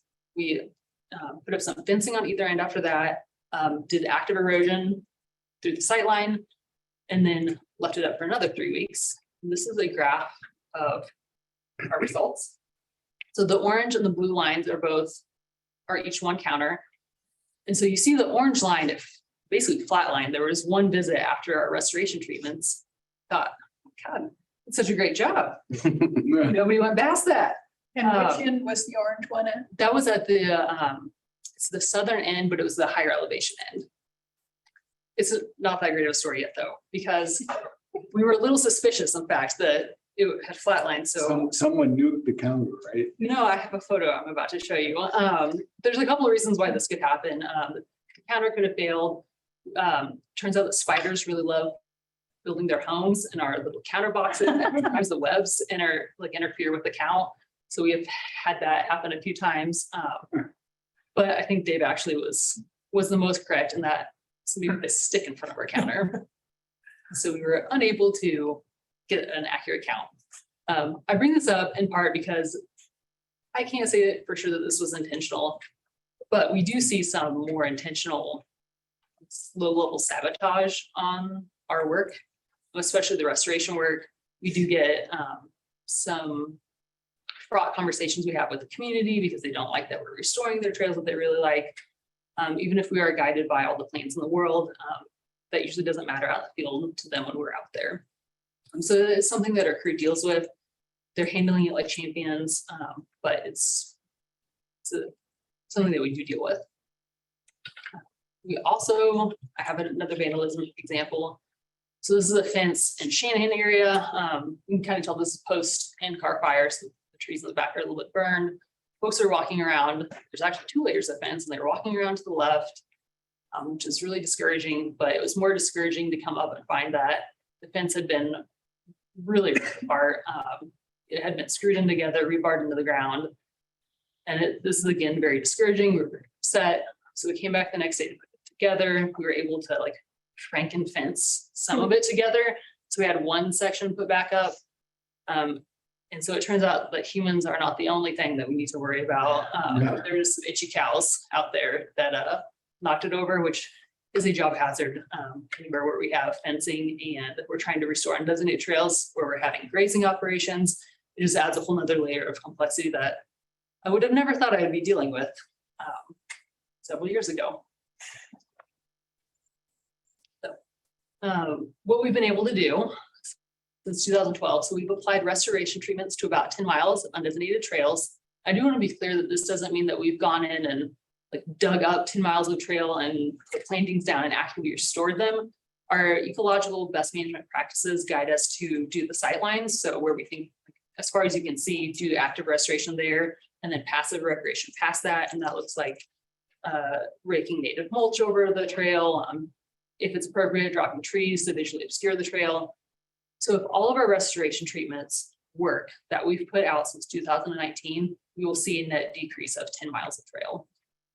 So just to be clear, that's what that number is representing. We also were able to utilize funding from Great Outdoors Colorado. So we were able to buy a bunch of fencing material when lumber prices were sky high last summer. And that was awesome. We put in about 4,000 miles, no, not 4,000 miles. That would be really impressive. 4,000 feet of fence throughout the system. And we also designed, built, and designated the only undesignated trail that's in an HCA. That was up on Gulch, which is off Flagstaff, up past the summit. I think it's a lot of use. And then really the second half of the season, we focused to what are we doing in 2023, 24, 25 and beyond. Let's get our ducks in a row for having staff on to do that work. And that staff, so we reallocated funding from the regular trail crew to fund a temporary crew lead who's on for 9 months, a temporary assistant lead who's on for 6 months. And then we utilized CIP funds to fund a Boulder County Youth Corps crew that worked on Saddle Rock and Underfoot doing trail restoration. For my two folks, because this is the first year we've had undesignated dedicated folks working on the ground, I thought it was really important to keep track of how are we spending our time. And as this program develops, this pie chart will look a little different. Some years we might be doing more work on the designated side where we have planned guidance to designate something, sometimes it's heavy restoration. And then as time moves on, that monitoring piece will become a bigger proportion of our time because we have more work with we check on, which is really exciting, but it is a shift in how we'll be spending our time. So that 55% of our time spent doing restoration, that's tools in hands, boots on ground, out in the field, digging in the dirt, monitoring, that's scoping new work, checking out previous work, and then a lot of volunteer leadership and not an insignificant amount of training to get folks up to speed. We are across many different work groups, different disciplines, and get somebody oriented to the system and all the complexities was no small feat. I mentioned this earlier, but the master plan does give us these 3 management actions for what we can do about undesignated trails, and I have examples of all 3. So the designating undesignated trails, Lost Gulch was one that we've already done, and then we're looking forward to designing and building the Shanahan area undesignated trails that will greatly reduce the mileage in zone 5, which is great because that's my zone that I manage. But also because these projects are all similar in scope, scale, and the type of building material, like the type of trail building skills that we'll use, that bundling these all together will be really good, effective use of our time. And this is a picture of Lost Gulch. So this is last week in the beautiful afternoon sun. You can see this was at least 20 feet, if not 30 feet wide of total impact before we designated that staircase or built that staircase and put that in there. And this was all the way from Lost Gulch up to Cathedral Park where it varied in width, but it was up to 30 feet wide. I think this is a really good example of concentrating use of the designated trail, building the pathways that are what people want to experience, where they want to experience. This is right off Flagstaff Road. It's big, it's built out, there's fencing, there's interpretive signage, there's really great parking. And rangers and trailhead staff have both been really excited about how people have changed their patterns of behavior out there for the better. So it's really, really nice to see. In terms of recategorizing undesignated trails, you would not be remiss if you looked at the thing on the left and said, that looks like a road. Because that is a road. In fact, it is a road that is a permanent non-trail infrastructure road that is used to, I can't actually remember what this goes to, but it is at White Rocks. It goes maybe to a ditch, but that's not an undesignated trail. People are not hiking on it. We're not going to restore that. We're certainly not going to designate it as a place to go. So it doesn't really belong to this data set. We need to take that out and put that in its own data set where it can be managed as a permanent non-trail infrastructure. And there's, I think, around 40 miles of these roads that at one point were mapped as undesignated trails that really need to be recategorized elsewhere so that we can manage them as they should be managed. And then real estate is helping us work on the roads that we aren't sure why they're there or who's using them, looking through the encumbrances so that we can responsibly and appropriately take decisions for those pathways. And then the picture on the right is also a trail. If you squint hard enough, it goes up to Hillbilly Rock, which is climbing access. There's a bolted route back there. And this pathway was approved through the MOU with the Flatirons Climbing Council to get climbers back to that bolted route. Again, this is not something we would restore because it's this approved route. And so looking at climbing access a little bit more holistically and instead of just shoving it in the undesignated trail data set is a project that is starting this year that I'm really excited about the outcome of that. And then the thing I'm most excited to talk about is what we've restored this year. So to orient you, this is Saddle Rock. It is west of Chautauqua. This was the Boulder County Youth Corps crew. Pretty sure they had fun. I don't know if you can tell from this.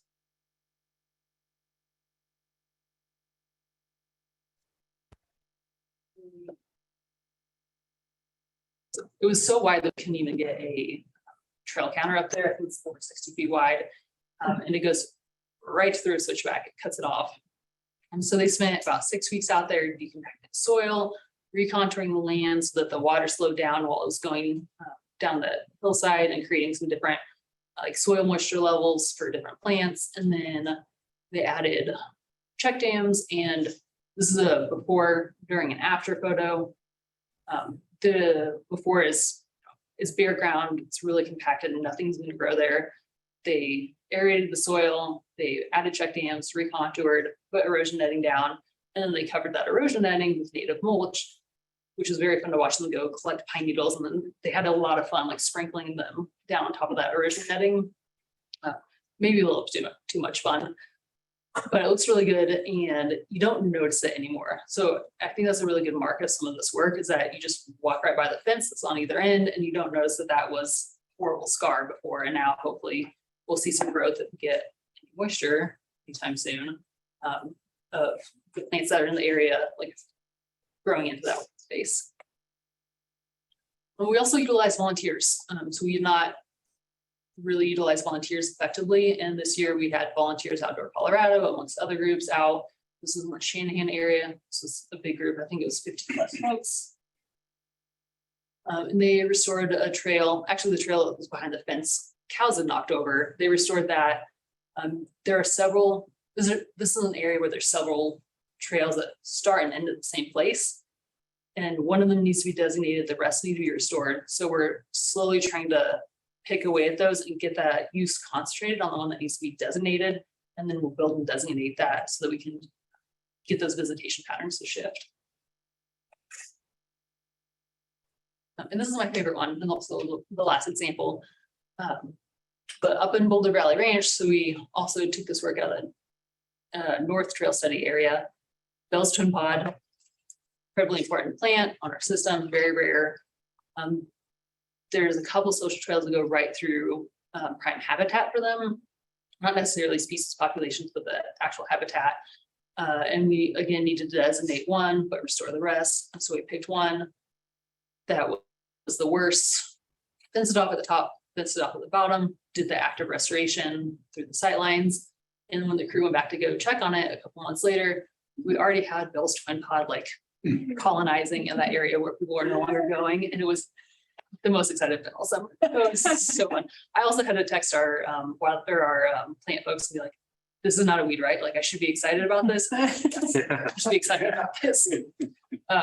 Yeah, so I just think this is one of the big wins, and we're actually going back in a couple of weeks to add some more, because this was so successful. We're gonna keep going and see how far we can get with this one.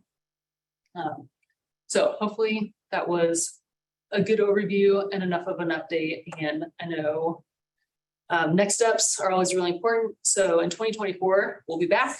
I say we because I will be bringing Jake Engelman with me, who will be talking to you about the system-wide mapping and the update, all the trails, and I'll be bringing another operations update and programmatic update with anything that's changed. Really looking forward to utilizing the new city manager role, like you mentioned earlier, that's just been approved, and how can you use that effectively, and then really just continuing the work that we're able to do this year. And that's walking and chewing gum at the same time, and 30,000 foot view, and then like on the ground stuff and moving forward with both of those. And what does the right amount of staff look like? That gonna change year to year? Do we need a full crew? Do we need, obviously volunteers will be a part of this. Youth corps were a great fit. Junior Rangers, we had some of those folks out doing work with us. More of all of that, but then in terms of like our staff, what does that look like to get the most work done with the resources that we have? And no, Karen sent some questions, so I have some answers for you on some questions you sent, but I wanted to open it up to everyone first to see if anybody had any questions. Or what questions can I answer? Thank you, Hillary. I realize that this is a very, very complex topic, and I'm learning more about this, and I appreciate your time and the very thorough memo on it. I have some questions, like when the VMP said that they wanted to reduce the number of undesignated trails to 50 miles. Were they considering at that time that, roughly 40% of that 164 miles is roads and trails? That's a really good question. And is that still a target that you have in the back of your mind, or it's just a data point of something that was brought up in the past? Yeah, this is a great question. I think it's a little bit of all of it. So the visitor master plan also said that stated that there's 300 miles of trails, which we've since used different methodologies and found that was actually like a way over exaggeration of what was happening. Like there was a bunch of cattle trails that were mapped and a bunch of other things that really were not undesignated trails. So the 50 miles I think is still a good target, but I don't know that they were thinking about the fact that there was a bunch of roads or a bunch of this or that. I can't really speak to that necessarily, but in terms of it still being a good target, I think it is still a good target to go through, but I think it's worth revisiting. What does it look like, especially with how our system is changing and how we have more visitation? I think it's worth revisiting what does success look like? Is this get down to something, then we maintain it, or is this do we get down to zero, which I don't think is even possible. And trying to figure out how much can we support. And Hillary, we've acquired a lot of new properties since 2005. All of it come with some established trails, or most of them. Yeah, absolutely. That probably haven't been designated or pointed out to be designated. Gotcha. And also I was wondering if you could estimate how many miles of undesignated trails is climbing access. I mean, I know when I've rappelled off of the back of the third and first Flatirons, I've seen tons of trails back there. I've also seen them used by non-climbers and just hanging out back there who don't really know that they shouldn't be back there. Yes. I don't know that number off the top of my head, but I think we have now inventoried all of them and decided, we both inventoried everything that is broadly people are using to get to places. Now, whether or not that's through the approved route that's in the MOU or not is a different question. And so that list also, I think, just recently in the last few weeks got completed. So now we can start digging into how much of that mileage is stuff that we would consider keeping, how much of it is not. And then to your point, there's been some funded research or grant research about how often do non-climbers use climbing trails that I think is available on our website as a research project. And so we are starting to learn more about the use and how folks are getting back there and who's all going back on those climbing access routes. Very interesting. That's one of our more complicated areas, obviously. Yes, that is probably one of, I would say, maybe the most complicated in terms of trying to have specific user group trails, but we can't say it's only climbers because anybody could go back there. And how do we just manage that? And it is definitely one of the most complicated ones. I'd like to interject here because it's directly relevant to Michelle's question, but back in the visitor master plan, there was this stunning map on page 11 that shows all of the undesignated trails around the Flatirons and Saddle Rock.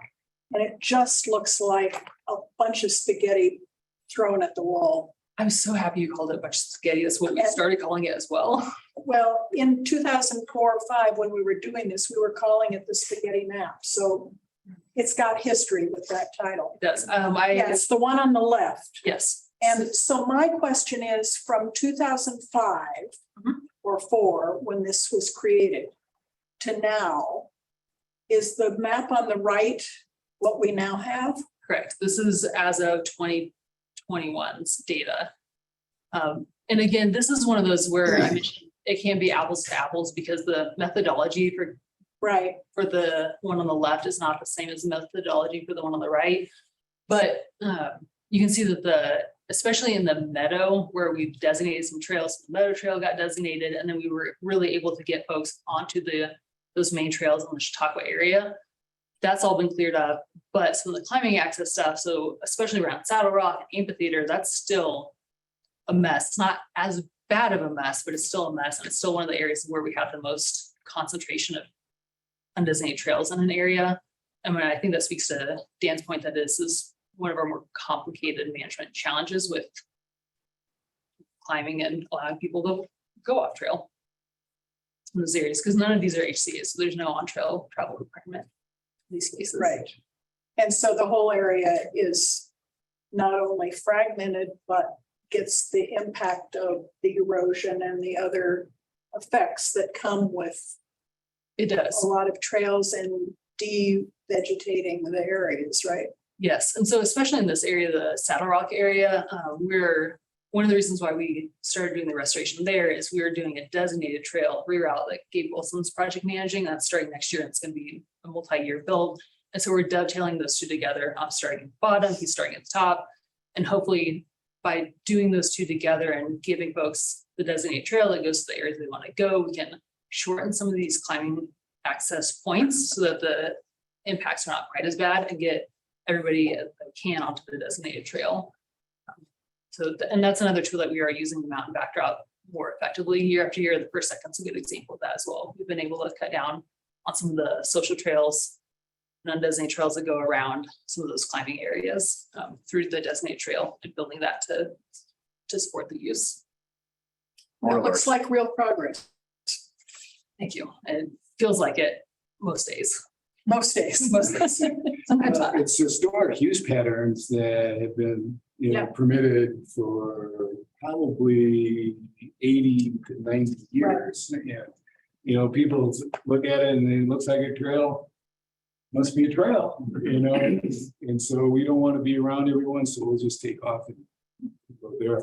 I will say, I can speak to the 2005 Visitor Master Plan, Michelle, and in fact, Hillary's right. When the assessment was done, if a road, quote, supported trail activity, in other words, if there were pedestrians on it, it was included in the undesignated trail category.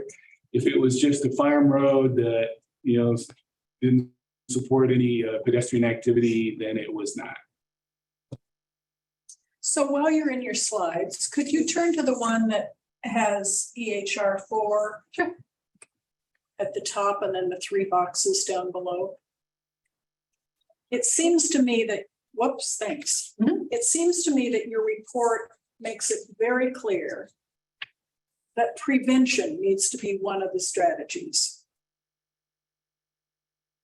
In terms of, so of reducing the number of undesignated trails, because you've shown in the data that we just keep getting more and more undesignated trails and we're losing the battle unless we stop the creation of new undesignated trails, like on page 3 of the packet.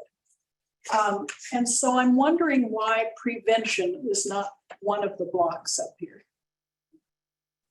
Or should it be added? It's an excellent question that the folks who did the master plan. This is when we throw a staff under the bus. That's a nice handoff. Because, I mean, look at the data on page 3. You cannot look at that data and say those 3 actions can solve the problem. Right? Well, if I may say something, so Karen's saying that was looking at the math equation of, in 2012, there was 178 miles that were mapped.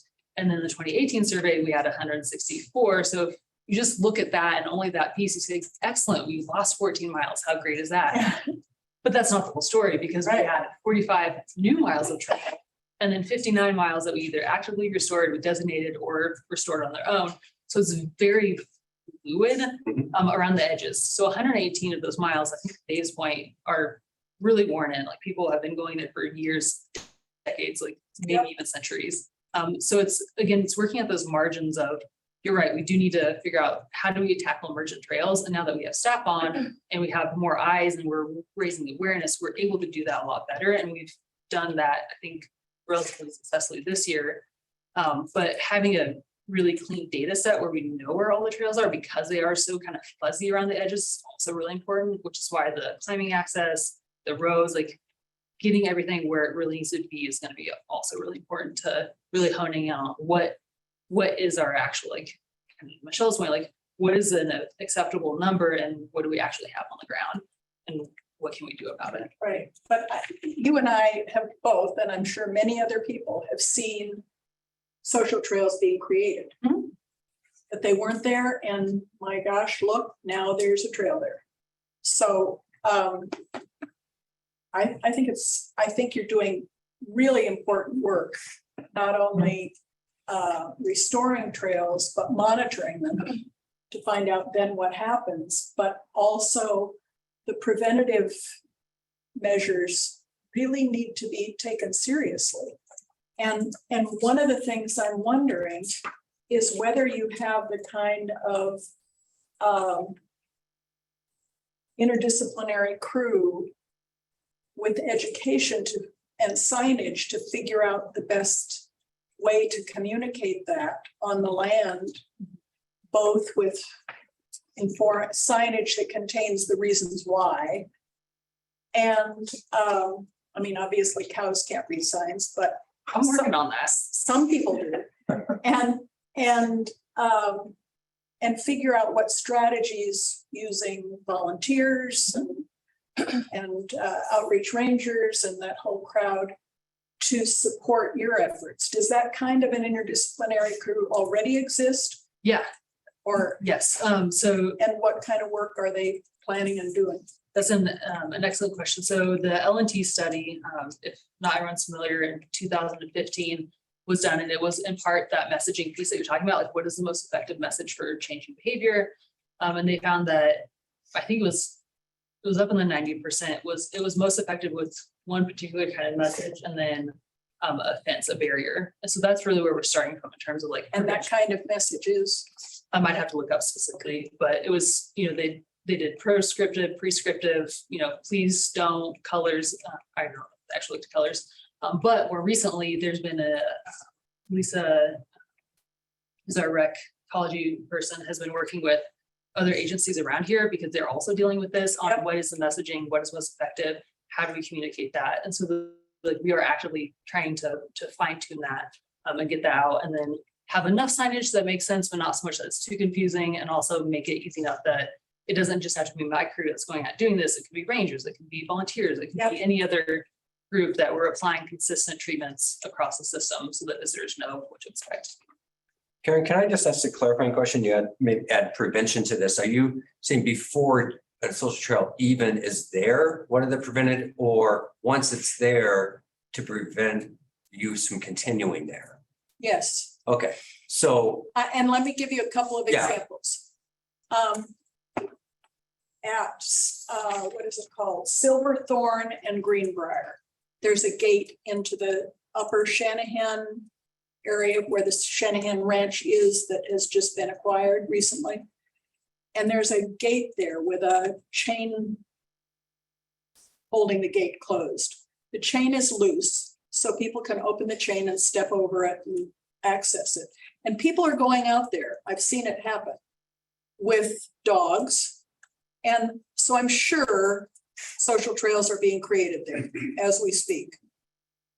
There really needs to be a tightening of that chain so that people can't just swing the gate open and walk over it and go in there.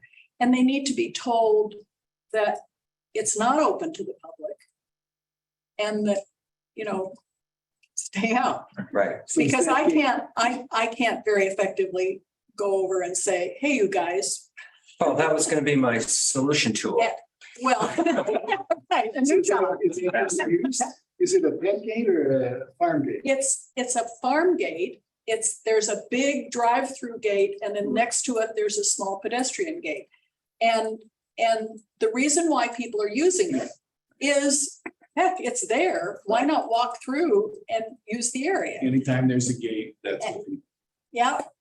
And it's not secure enough that it would prevent anybody from accessing it. So that's an example of before you can actually map the social trail. It's happening, and it's happening with dogs off leash. And I know that there are deer bedding in there. And I know that it's pretty weed free, but it's not going to be for long. So for all those reasons, I think it deserves some attention, even though you can't see a social trail there yet. Okay, so preventing a minor pattern of use from becoming an established Yeah. undesignated trail. And there are other places on the system where I can see the little track, like the picture that you showed, a little single foot traffic kind of area going through, where it would be better to stop that in its tracks, so to speak, and prevent it from becoming a 10-foot wide social trail by whatever volunteer presence or outreach ranger presence or signage or all of the above kind of approach. So I'm saying, yes, all of those situations. It's And kind of a rapid response exactly, approach of. yeah, and it would prevent us having to go to those three categories. And your data shows that there's a need for that, I believe. If it's an ag gate there, we ought to look and see whether that ag gate is necessary. Or just wire it up as fence, you mean?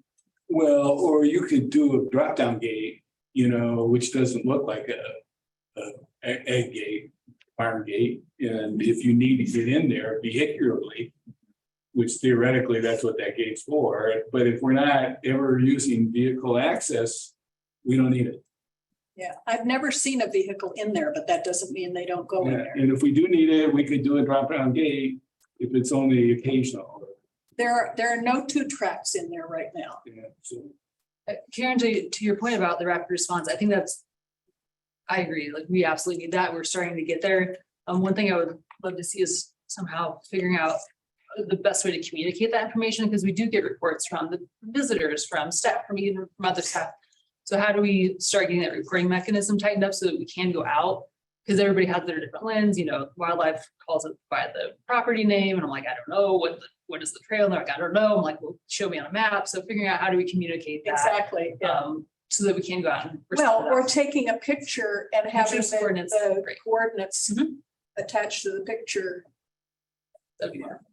Cattle trails at BVR, for example, are often used as undesignated trails. And again, it's awfully difficult to control those, but it's a matter of, I think, paying more close attention to the grazing situation so that those trails don't get hammered in. But there are several, I wouldn't say many, but several trails that are cattle trails that people use all the time. And now they're thinking, well, that's part of the trail system. One area where we've had a little bit of success with that in particular is a community ditch where the HCA does come grant a little bit to the north. We did fence all that off with the GOCO grant funds, and we worked with our ag staff to make sure that the stop tanks and the water access and all of that was in place so that we left enough of the cattle gaps so that they could navigate, but it was just annoying enough that people didn't do it. And then we've seen a lot of success with that specific. So that is something that we're hoping to replicate in other places as well.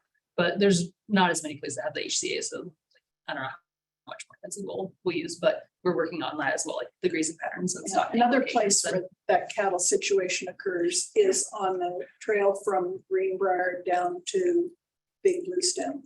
Yes, I know exactly what you're talking about. But one of our staff who's supporting this virtually was saying that we have about 600 different connection points where there's undesignated trails to designated. So 600. Yeah, That's a nice small number. yeah. When we talk about signage and all these kind of Yep. nuanced locations, it's a lot to get a handle on, so. I continue to look at that, map it, understand where we can do certain interventions. So, Well, I think it's youth are gonna be our salvation of this. It's gonna require major behavioral change. And I think, what you guys were talking about earlier, as far as getting youth understanding, kids understanding what it really takes to preserve and protect these systems. Because again, that's an historical use pattern. People have, historically figure, well, it's public land, I can go wherever I want.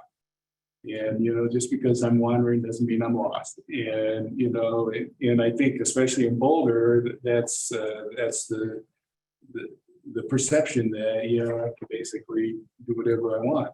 And some of us have grown up with that notion. And I think that it certainly is no longer valid as far as protecting fragile ecosystems. I mean, I just got over the Division of Wildlife, Parks and Wildlife now, basically said that in 40% of the high quality elk habitat in the state are, now support a recreational trail complex. And so it's like a matter of, well, okay, kind of what are we going to do about that? That's really going to be the question. I had a couple of questions. No. On the condition monitoring, you in the memo, it's heat tappers. Yep, I have that. What is that, and what conditions are you monitoring? This, are you? There it is, yes. Great. Yeah, so the undesignated trail monitoring, the one on the left is where are the trails? So that's going out with the GPS unit and marking every 500 feet, where are they at? And that gives us sort of a little pile of spaghetti, as we're all affectionately calling him now.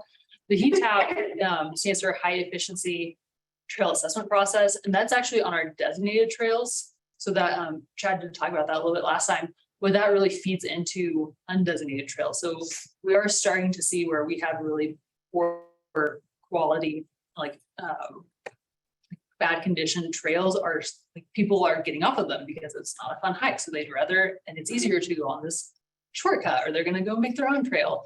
So we're now starting to see a little bit more correlation between those things, which is good and bad. It's good because now we can manage around it, but it's bad because we have a lot of trails that need a lot of work. So the conditions like vegetation or. Yeah. So it's, yeah, for the undesignated trail monitoring to get into the class, there's class low, medium, and high. It's vegetation cover, width of the actual tread. So that one was tiny, the other one's bigger. Incision, so is there active erosion happening? And then I think kind of some extra credit is, do you see signs of use? So do you see footprints, paw prints, bike tracks, morsos, trash, like human? So is heat tap the little wheelie thing that goes down? That is the little, yes. Okay. The wheelie thing. Know exactly what it is. And then the other, don't know what heat tap. yeah, and then the other things that go into this like data set, so I can really know where we need to apply resources, is site specific monitoring. So that's actually going out and looking at checking our fence up at Saddle Rock. Is it still up? How is it doing? Have our plantings failed? Are they doing great? Do they need watering? And then the field observations, like you were talking about, Karen, like how do we figure out what's on the ground before it gets too bad? So Hillary, at the end of the memo, there's a paragraph on the public perception of concerns about loss of access. Absolutely. And so I think that's well worth noting. However, I think equally well worth noting, and perhaps even more importantly, is what the community's feeling is about undesignated trails. And I guess what I'm saying is that I think that there's certainly a substantial number of members of the community that think, staying on trail and closing undesignated trails is very appropriate. And the reason I think that is because the highest value in the community surveys is always protection of wildlife habitat. And so if we're showing that undesignated trails impact wildlife habitat, I know that many members of the community would support closing undesignated trails and stay on designated trails. So I think, to be fair, in our analyses, that we can acknowledge that, yeah, there are concerns about closing public or closing access, but also there's substantial support in the community for doing that. So I think when we present this both in the staff and in public, we ought to have, that full spectrum kind of community perceptions. Yeah. And I was just gonna say that I agree with you, and generally our surveys year after year do support exactly what you're saying. I think one of the caveats I have with that data set is that because sometimes the undesignated trails are so hard to distinguish from designated trails, we come in and we're like, great, we're gonna close undesignated trails. And they're like, but not that one. That one was my trail. And so I do think that Right. that is not an insignificant amount of things that might happen. And I'm really looking forward to this year's I don't know the acronym, the POVs, like the really in-depth, like access survey, all that collecting together, because there are several questions about that that the human dimensions folks are doing. I'm really excited to dig into that information when they get that available. What this points out, I think, again, is that people don't understand that the undesignated trails fragment habitat and spread invasive species. And I think that message needs to be conveyed to the public through the media and the public communication stuff that the department does, through the education programs, through the rangers, through the outreach rangers, through all groups, all the working groups in OSNP, because it's such an important core message about preserving habitat, which is the primary interest of our public. And I also just want to tell you how much I love the idea of having a designated UT crew. And I didn't know that there was also a designated restoration crew. So there are two crews that address undesignated trails, right? Generally speaking, so the restoration crew works under Megan Bowes, and they're doing much more like Okay. broad scale, Yeah, like her big landscapes. projects. Yeah. So they, however, they're really good. Like when we need like specific knowledge or equipment or anything like that, like they're really good about sharing resources. And they also like view it through that lens. And so they help us out and figure out like what's most appropriate here, here, and here. And then they help us go do the work. So my question is, why would we leave the undesignated trail crew as a, what are the words, part-time, temporary, whatever? Why can't it be a permanent crew designation? Well, I mean, Hillary's a permanent standard person. So, In here it said, no, right, but many of our trail crews in general are rely on temporary staff. Supported by a, seasonal. yeah, It's not. supported by a full-time person, in this case with Hillary. Okay. But This was the pilot year though, right? and this is the Yeah. first year in which we even established that level. So we Yeah, are definitely going to that's why be I'm asking, are we looking gonna at that. ratchet it up? That we can, got the ATV in the agenda. That's There gonna we say. go. Talk to Brian. Making a motion. He's got a lot of. The guy next to me. We are starting our work planning and spread for 2020 operating budget in 3 weeks. So we'll start looking at what our seasonal and temp budget and staffing allocations will be for 2024 and look to try to continue the pilot. Like Yeah. build that into the base budget instead of this one off. Yeah. And all jokes aside, that last bullet that Hillary had on her last slide, that we're talking about exploring the resource needs through staffing, that's certainly something we're working on, just how much capacity we need. And is it year round? Is it, what is that? So Good. thanks for mentioning it. Keep up the good work. Any other questions? Or I don't know. I'm kind of sure that we're over time, but Michelle or Caroline or John, if you had any other questions. I don't, but thank you so much for the presentation. That was really, really informative. Yes, thank you for the presentation. I don't have any questions either. All right, well, great. We're going to move on to our last subject. And I'm wondering if our speaker is, if our presenters are here. You want them like here? I see some, right? Yeah, this probably is up to a 45-minute discussion. So why don't we take a 5-minute break? Can we get it? Yes, yeah, we're gonna take a 5-minute break. Everybody hear each other? Were All we right, so trying we're- for 9:30 tonight? We have a 35-minute kind of topic area, not just for you, but with question and answer. So we're projecting about 35 minutes. I feel like Dan never goes in and out, and tonight he is, right? I never go in and out. What? And tonight you are, and I'm like, why? Why is that happening to him? Because he's got his own laptop. It's these microphones. Oh, I don't know. Yeah, maybe I'm your default. Okay. All right. So we're going to get started. A second visit from our Community Vitality team. And I think I'm turning that right over to Chris Jones, Interim Director of Community Vitality. Yeah. Good evening, trustees. I'm Chris Jones, the Interim Director of Community Vitality. I am joined this evening by Sam Bromberg from Community Vitality and Marnie Ratzel from Open Spaces here also for emotional support behind me. We are here to share our progress on our AMPS implementation work. This is actually, I believe, our first time presenting formally to the trustees on these topics, but we've been providing some information items over the last couple of years of our work development and the strategies that we've been pursuing, performance-based on-street pricing, and then residential access management, which are the two strategies that were supported by City Council last year. And within our residential access management work, there is the topic specifically around trail access management. So Sam has been doing a ton of work. We hired her a year ago to lead these specific strategies for community vitality. She's been doing a ton of work and has been on the road show, sharing this work with boards and commissions across the city. And we're going to City Council on November 3rd. And so this is our opportunity to share with you our work that relates specifically to open space trailheads as we are compiling input that we'll share with council in November. So with that, I will hand it over to Sam. Thank you, Chris.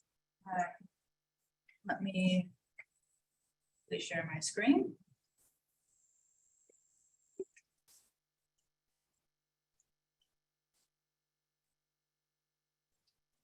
Everyone, is that all right? Right. So as Chris said, my name is Samantha Bromberg. I'm a project manager with Community Vitality, and I'm here to update Open Space Board of Trustees on several initiatives, provide some background, and solicit feedback on the creation of a trail access management work group.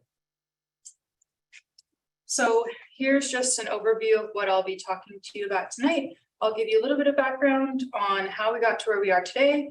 I'll talk about the residential access management program, and then I'll jump into trail access management, what the next steps are, and open it up for some questions. So in early 2014, an interdepartmental team of city staff began a new project called Access Management and Parking Strategy, or AMPS. AMPS was designed to be a guiding framework that balances today's multimodal access needs, trends, and choices, while also preparing for inevitable shifts in demographics, economics, travel choices, physical design, and technology. This guiding document was adopted by Council in 2017 and still plays a key role in shaping the work that is done today towards improving access to Boulder's special places. To build on the AMPS work in areas identified for change, the City of Boulder's Community Vitality and Transportation and Mobility staff began the Revitalizing Access in Boulder project in 2019. The project set out to rework the city's parking products, including the existing neighborhood parking permit program and paid parking in our commercial districts to better reflect the AMPS vision.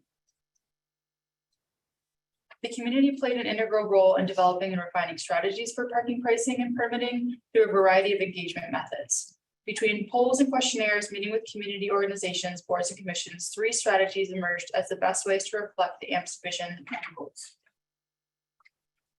The 3 identified strategies were performance-based pricing, graduated and safety mobility fines, and priority-based neighborhood access management. Today, we'll be talking about priority-based neighborhood access management, a strategy which is the basis for the new residential access management program, or RAMP. Before we talk about that, let's talk about why we manage parking at all. Picture yourself driving somewhere and looking for a parking spot close to your destination, but finding block after block completely full of cars. Congested parking has a social cost greater than the inconvenience of losing time trying to find a space. The act of driving around looking for parking creates an environmental impact, adding extra vehicle miles traveled to any trip, which emits additional greenhouse gases. This cruising behavior can lead to conflicts with other users of the curb, such as bikers and pedestrians. By managing parking, we create a safer environment for all people who wish to access Boulder's special places. In a push to take a broad and active approach to managing parking and mobility behavior, the Residential Access Management Program, or RAMP, was introduced through that Revitalizing Access in Boulder work to build and expand upon the existing neighborhood parking permit program. RAMP, like performance-based pricing, takes a data-driven approach to manage parking in our residential neighborhoods. It is built on an annual assessment of the entire city based on key metrics such as parking occupancy, high trip generating land use, and resident or staff identified areas of interest. The goal is for the program to be more responsive to the individual needs of each neighborhood or area as opposed to the previous one-size-fits-all approach of managed parking. The previous neighborhood parking permit program, initiated in 1994, created the 13 zones that exist today. Most zones allow users without a permit to park for a limited time, typically between 2 and 3 hours, once per day. The program's intent was to manage spillover parking from activity centers, like downtown, into surrounding neighborhoods. Zones were created or expanded through a citizen-driven petition process followed by a city review and a public hearing. So what is parking occupancy? Imagine these rows of cars are curb spaces. The top curb is 100% occupied. There are no available spaces. The middle curb is just over 85% occupied. There's one space, but depending on how other cars have parked, it might be tough to access. The bottom curb is 60% occupied, which means there's plenty of available spaces. Over the last year, staff have been busy building a RAMP program from the ground up, starting with the annual citywide assessment. Staff collected parking occupancy data from 38 unique study areas containing over 1,000 block faces. This being a new program and having never conducted data collection on this scale, staff turned to a consultant for help with the data analysis. To understand the trends of parking occupancy, the data was analyzed by season, day of week, and time of day, resulting in 12 categories. In each category, the maps display the peak or highest observed occupancy. These occupancy trends will help staff and the public understand when these areas are most utilized.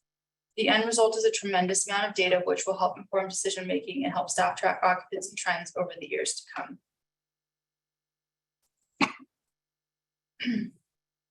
I want to talk about spillover and what that means. Spillover happens when there's not enough parking supply at a destination or when there's a cheaper or free supply of parking nearby at a destination.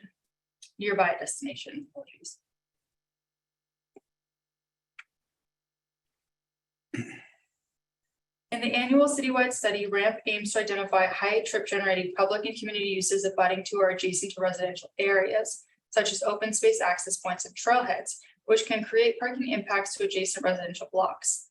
Historically, most neighborhood parking permit zones have been near traffic generating destinations such as downtown that already offer alternative modes of arrival beyond the personal vehicle. As RAMP expands its approach to look at access wide, the neighborhoods adjacent to highly utilized OSMP land should be studied. Since many OSMP trail areas do not have access options beyond the personal vehicle, it would be OSMP visitors that would feel the impacts of any parking management implemented in those areas. As public use lands require special care, community vitality cannot operate without the involvement of OSMP as well as transportation and mobility staff who bring relevant subject matter expertise to the table. Similar to the camp pilot, which brought together multiple departments to implement a project that accounted for parking management and public access, staff recommends the formation of a trail access management work group that can capitalize on the momentum from the upcoming camp evaluation to create a strategic plan and framework to guide future implementation of parking management and TDM strategies for impacted neighborhoods near OSMP trail areas. In 2022, OSMP staff helped identify a list of 8 trailhead and access point areas based on visitation and mode of arrival data within walking distance to residential neighborhoods and city limits. The map displayed in this slide shows access points in the Shanahan Ridge and Double Slum area, along with their daily average visitation numbers and the boundaries of city limits. These staff identified locations were included in a preliminary ramp study to determine whether there is any significant parking impacts or spillovers in the surrounding neighborhoods.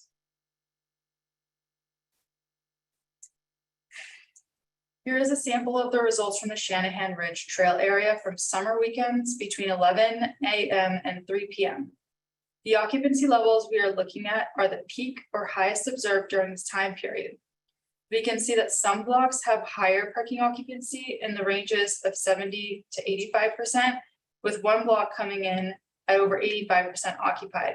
And some blocks have occupancy ranges less than 50%.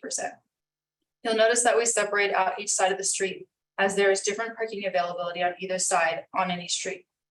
Averaged together, the occupancy for all the blocks in the city area is less than 50% at this time.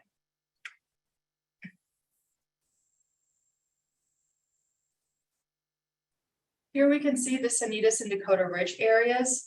There are 10 access points in addition to the Centennial Trailhead, which service this area. Overall occupancy levels are between 50 to 70% at peak observed time, though certain blocks are much higher than others, especially those closest to the Centennial Trailhead.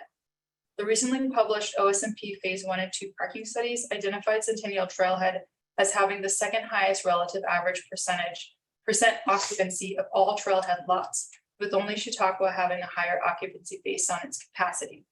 The study found that 57% of vehicles that entered the lot were turned away during peak periods.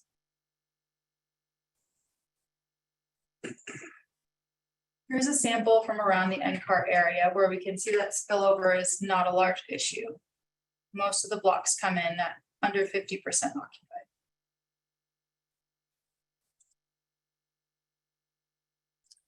The Chautauqua area remains one of the highest utilized areas, and data collected will also help inform the camp evaluation being kicked off later this year by the Transportation and Mobility Department.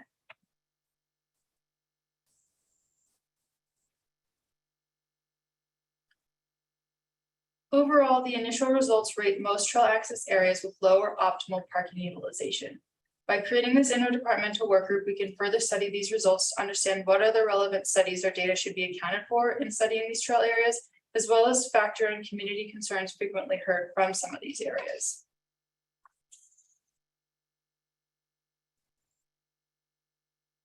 Here are the next steps for our proposed trail access management. You can see based on the indicator on the road where we are in this process. So study locations have already been identified and studied for 2022. The next step is the camp evaluation, the camp pilot evaluation, which is slated to kick off this fall, once again by the Transportation and Mobility Department. The next step would be the work group will start by determining the appropriate path forward, including what, if any, community outreach should be conducted and where additional study may be necessary. The camp evaluation should be wrapping up by the fall of 2023, and lessons learned from the pilot can help inform how we can scale down effective management solutions to less impacted areas. The trail access management work group will then develop the recommended strategy and framework for addressing trail area spillover into residential areas based on measured impacts.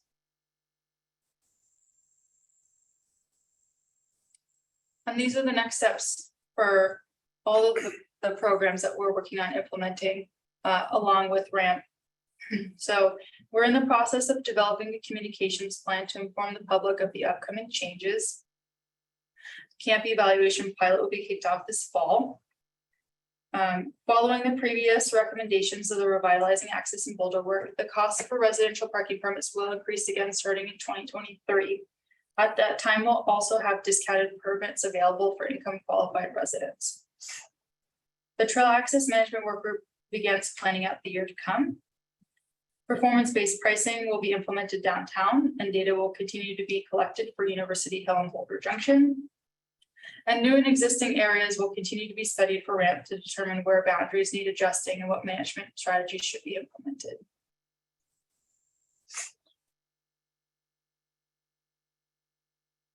So that's it for my presentation. These are a couple of questions I have for the trustees. But if there's any questions based on the material presented today, I'm happy to address those before we get into the input from the board. That's the process.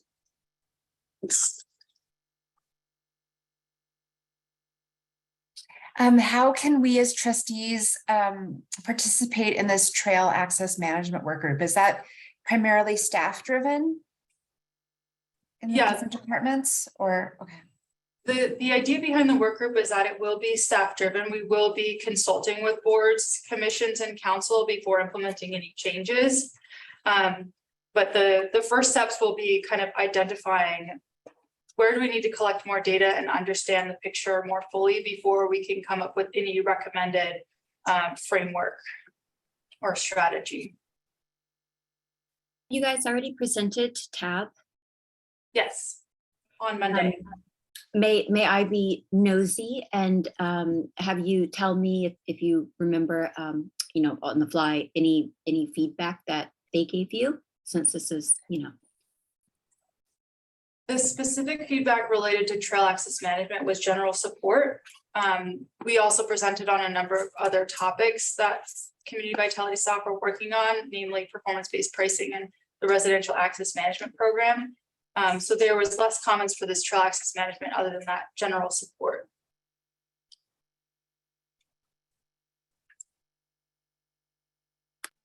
Have you collected any data from the residents themselves adjacent to these trailheads? The data that we've collected for RAMP is just the parking occupancy data. That was our first kind of step to see where might there be a problem.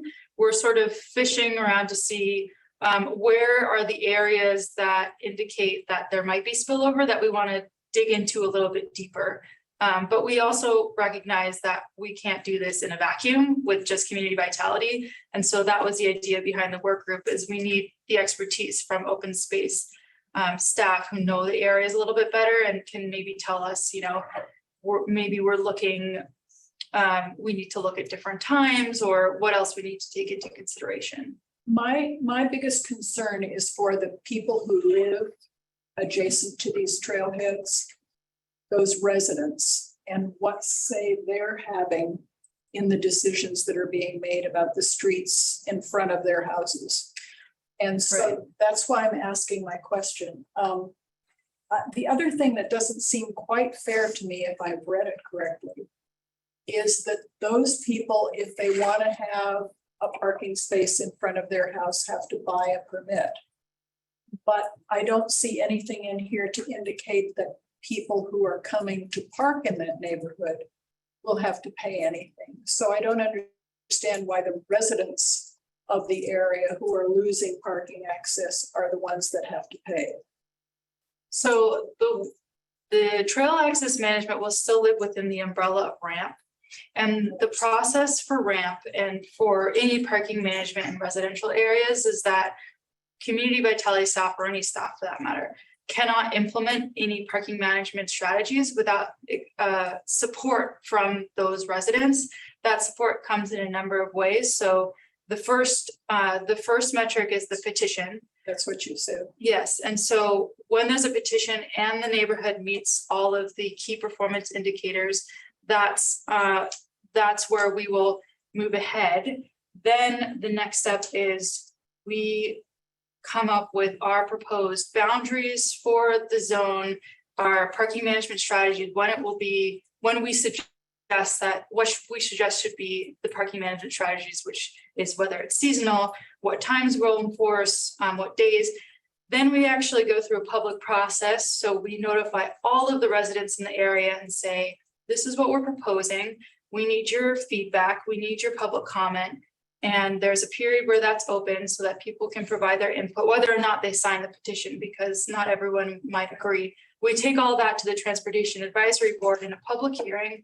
And then with Transportation Advisory Board support, whether or not they support it, then it goes to City Council. So there is quite a lot of public processes involved to make sure that we do have the support. And that all sounds good to me. But what I'm concerned about is the first step. How do the residents know I mean, have you sent out a mailing to the people that are on those colored streets next to Sanitas and the colored streets next to Shanahan? Or how do they know that anything's going on? We're in the program development phase right now, so that has always been a part of our implementation process for any of our managed neighborhoods in the city. We have 13 of them. Think of Camp, so the Chautauqua area. Yep. So Shanahan Ridge, similar to the Chautauqua area, has impacts with parking associated with the trailhead. Right, but how did you get started? That's my question. In the very beginning, before the first step. We get a number of complaints. We have staff that needs to spend a lot of time in neighborhoods that have parking challenges currently. So we have a lot of information that comes in because there are a lot of folks that are currently experiencing parking challenges. And so we manage on-street parking and enforcement throughout the entire city. So you base it on complaints.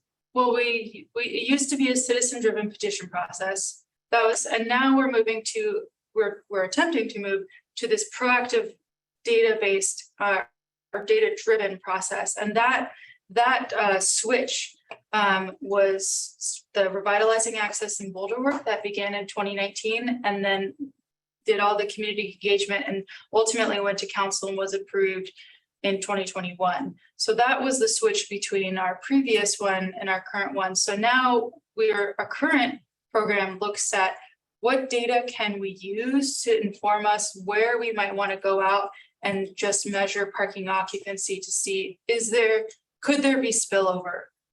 So right now we're not proposing any changes. We're just going out to trying to be proactive and equitable and how we manage parking across the entire city and what metrics can we look at to see if there might be spillover impacting a certain neighborhood.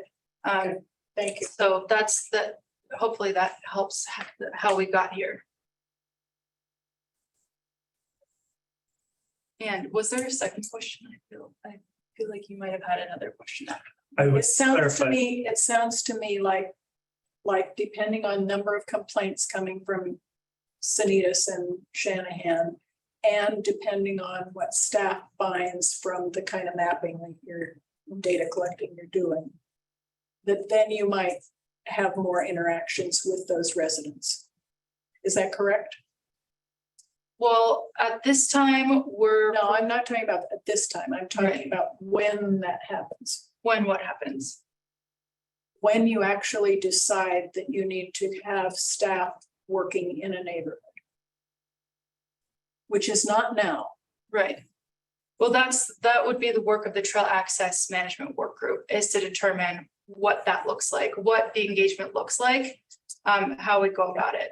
Because as I said, community vitality should not be working in a vacuum when it comes to public use lands. We want to make sure that we're consulting with the department that manages those public use lands so that we're being thoughtful about the process. And I want to clarify also that some of the strategies that we could employ, because you'd mentioned that we'd be charging residents to park on the street in front of their house, but not people who are visiting. The strategies that we would propose would very much likely include charging visitors to use that space as well. So it would not be residents. Not be one-sided. Correct. Yeah. Good. Thank you. I appreciate the process of trying to get like broad input from the community, just recognizing that access to these trails, like I think there was something in the memo about the Bobolink residents, as soon as they were a few blocks off, they would drive. I mean, in my world, like getting people out of cars, particularly those huge cars that take up a lot of spaces in the parking lot is the way to go, but also being mindful of those people who live very close to those very valuable trailheads live on prime real estate. And those people, for example, who live in East Boulder need to drive to get to those trailheads, and making sure that we are considering all the taxpayers who contribute to those public lands and not charging one-sided because they can't walk to the trailhead. They have to drive to the trailhead absent, or, you know, if there is a bus there, the local residents don't have to do that because they live on these multi-million-dollar properties in which other residents have to drive to get to. So keeping that in mind, I think you're on the right track in trying to get broad input. and exploring how you know, through different working groups, how you can get to a fair resolution.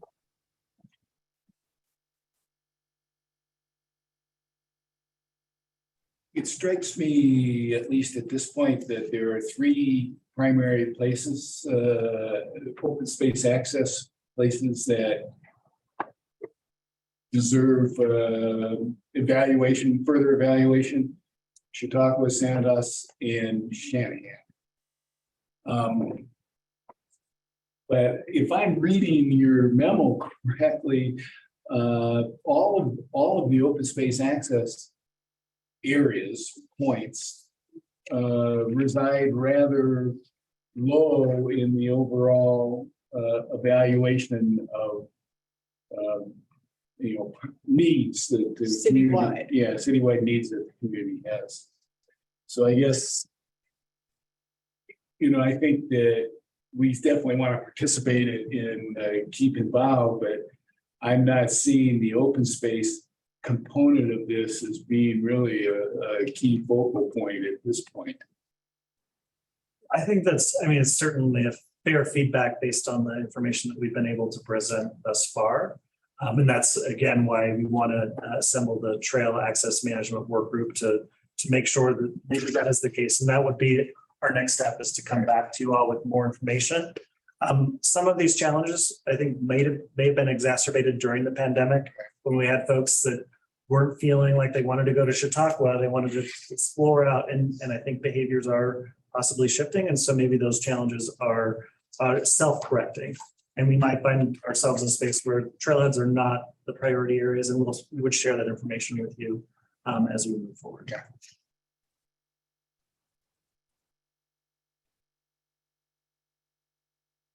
Don't have her hand up. I don't think so. No. I think she's rubbing it back. You talking to me? No. Oh. I mean, this is, everyone wants a solution to this problem, right? And it's hard to find a solution to this problem, and, the balance and everything that comes with it. So kudos for tackling it, because it's certainly a tough one, especially in Boulder. I saw in here, and I'm not, I guess in my head, I feel like Boulder is so special because of our open space lands and how much we have and our access to it. But I didn't know if on page 3, it says, this being the first year conducting a citywide study of parking in residential areas, having a few examples of other municipalities doing similar work. Do we have another municipality that you could speak to that does have a lot of open space land that implemented something that either worked or didn't work, just to kind of know what was going on? Do you find that there is another municipality that is comparable to what we're trying to do? That's a good question. I don't know that I have specific information on what other municipalities that are doing similar things with the open space lands specifically. There are plenty of municipalities that have similar residential parking management programs. But I can certainly look into it. And I think that would be part of the trail access management work group, as well as to look at best practices and other cities that might be doing something similar. I would say, beachfront communities quite often have these types of challenges in residential areas next to natural features that are very open. It's just water as opposed to mountains. Yeah. And so it's like the overall, the broad goal, and I might be wrong, so please correct me, is just that there is a sweet spot with the pricing that will somehow, just kind of alleviate and stretch out that space. Is that kind of what the studies that have happened prior are showing?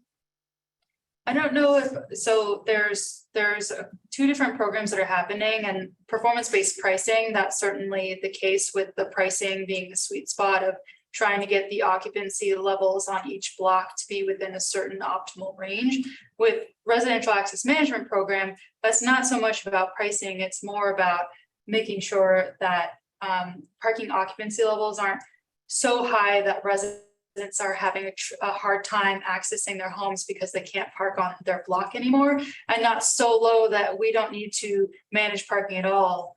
And it's not a good use of resources for us to be there. So that's where residential access management program comes in. It's more looking at the parking occupancy sweet spot and the access sweet spot, so that everyone has an ability to get to these places, whether they come by vehicle or by other means, like the transportation demand management.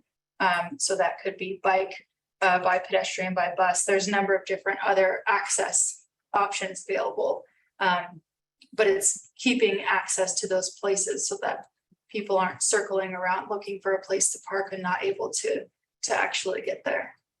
And I know, you know, you're not a Boulder resident if you haven't had your bike disappear on you in the last couple of years, but is in my head the option of having a bike rack close to anything where we're trying to do parking, because then you have another option, is a great idea. But I don't know how difficult it is to say, for all of these access points that we're talking about, if we installed a bike rack that would accommodate 20 bikes, would 20 bikes there, or not so much? You know, do we? So we're seeing I see a lot of bike racks and trailheads now, and I think that we've come a long way in adding that. Are we trying to narrow tonight's discussion on not necessarily management actions, but the study? Yes, I appreciate that. Keep me on track, Michelle. It's late in Florida. I appreciate it too.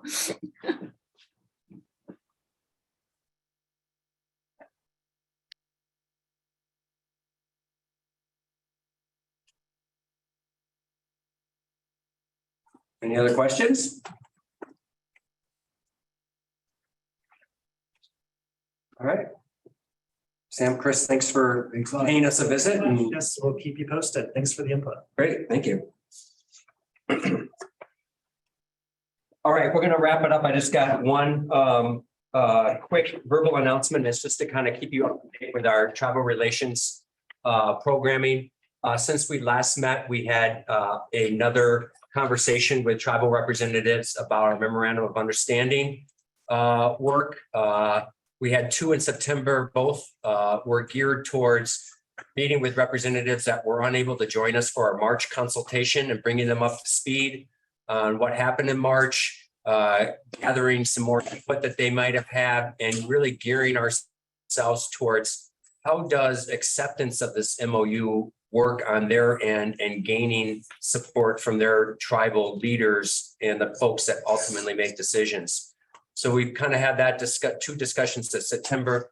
Phil Yates is going to be preparing you all a memo more comprehensively on tribal relations, even on other issues other than our consultation work around the memorandum of understanding. So we'll be back in November with a written information packet that's more comprehensive, that provides this summary that I'm just giving you very high level verbally, but also we'll talk to you about some of our other tribal relations work. So look forward to that in next month's packet. But we are in the next, few months gearing up towards what it looks like to cross the finish line on that consultation work we've been at since 2019. And so we'll start to feed you some more specific information on what that might look like, and ultimately, what March consultation looks like, and maybe how to cross the finish line on updating this memorandum of understanding. So just wanted to provide you that quick verbal update. So March will it be one of the, is it like a 1 or 2 day kind of? That will be a 2-day in-person consultation with our 13 to 15 tribal nations. We'll send representatives to the city of Boulder for a 2-day, and 1 day is they've indicated to us that they would like to get out onto our system and visit some sites of interest. So 1 day will be a field trip orientated to have them get to know a little bit more about places like Jewel Mountain, the People's Crossing, potentially White Rocks, some of those areas we know that they've had interest in. And then the second day will be geared toward crossing the finish line, maybe on the memorandum of understanding. The tribal representatives want to continue to talking about a celebration at the People's Crossing with the renaming and what that celebration may look like. They have some ideas that they've already given us. And so we're going to be exploring that some more. So overall, that looks like the agenda for March. Dan, given kind of what happened this week, the past weekend and Indigenous Day, Yes. what interactions are we currently having or anticipating with the community groups? As far as Is a specific topic or project? well, I'm just wondering, are we expecting that they're going to want to participate in MOU development and things like that? Well, the MOU, how it's viewed in consultation as a government to government negotiation. So typically how consultations work is it probably will be daylighted through the approval process is what it would be, because we would need to consult with city manager and council to kind of get a feel for how it all works. But with 15 nations signing on, plus the city of Boulder, it would be a complicated process for even one tribe to suggest a change at this point, or the city to, and then everybody to go back to have to re-sign. And then if one group gets tied up and wants a change, then signatures have to be undone and re-signed again. This is going to be my first go around of working with 15 different sovereign nations and an agency of how we all get together on signing it. So I would imagine it's to be fully transparent with the actual terms of the memorandum of understanding. From a community perspective, it might be more of an informed process once it gets to council's hand, but that's not my call. But that would just be how I would see it playing out, with getting all 15 nations on board plus the city with 4 years of negotiation already behind us. So, but I don't know the details of exactly how the approval process works. Is sort of now the next step, now that everybody is sort of the tribal nations have given us their complete input. So. Yeah, it just struck me that over the past weekend, there was certainly a lot of interest. Sure. Especially in Fort Chambers, or Fort Chambers property open space. Yeah, Fort Chambers is different than the project I'm talking about. No, I know. Yeah. Fort Chambers will have a public community engagement portion as part of that project, in which we would be looking forward to getting comments and feedback from the public on that land management initiative. So that's a little bit different than the memorandum of understanding process. Right. I'm just wondering if we're anticipating parallel tracks or a coming together at certain points in both of those processes. I would say the timing for the MOU is going from a daylighting perspective to the community and the council is going to be ahead of the Fort Chambers project and it could be up to 7 or 8 months ahead of it. Another thing that was voiced this weekend was the difference between the Arapaho and Cheyenne interests and participation as opposed to the other tribes. And I know at Fort Chambers and just general city relations. Yeah. General city relations. And this was in a discussion, as I heard it anyway, about how fast things can move forward in negotiations with the city. And the Arapaho and Cheyenne representatives, I think, who were there at the Sunday event. Fred Mosqueda, Mr. Mosqueda, I think was Fred and Chester, yeah. We're saying, if it were just up to the Arapaho and Cheyenne, we could move a lot faster. And I, from having sat in on 2 or 3 of these consultations, I understand the complexities of having all dozen or so tribes represented and hearing from them and all, and the value of that. Can you comment on on that? I mean, it seems like the Arapaho and Cheyenne are more interested and involved, and historically certainly have a stronger footing in this part of the country. Well, I can give you my naive of what I've learned since 2019 of being heavily involved in this is that there are a number of tribal nations who view that they have had a pretty significant presence in this area over time. And that they do have an interest in this area and have consistently shown up and participated in our consultation process.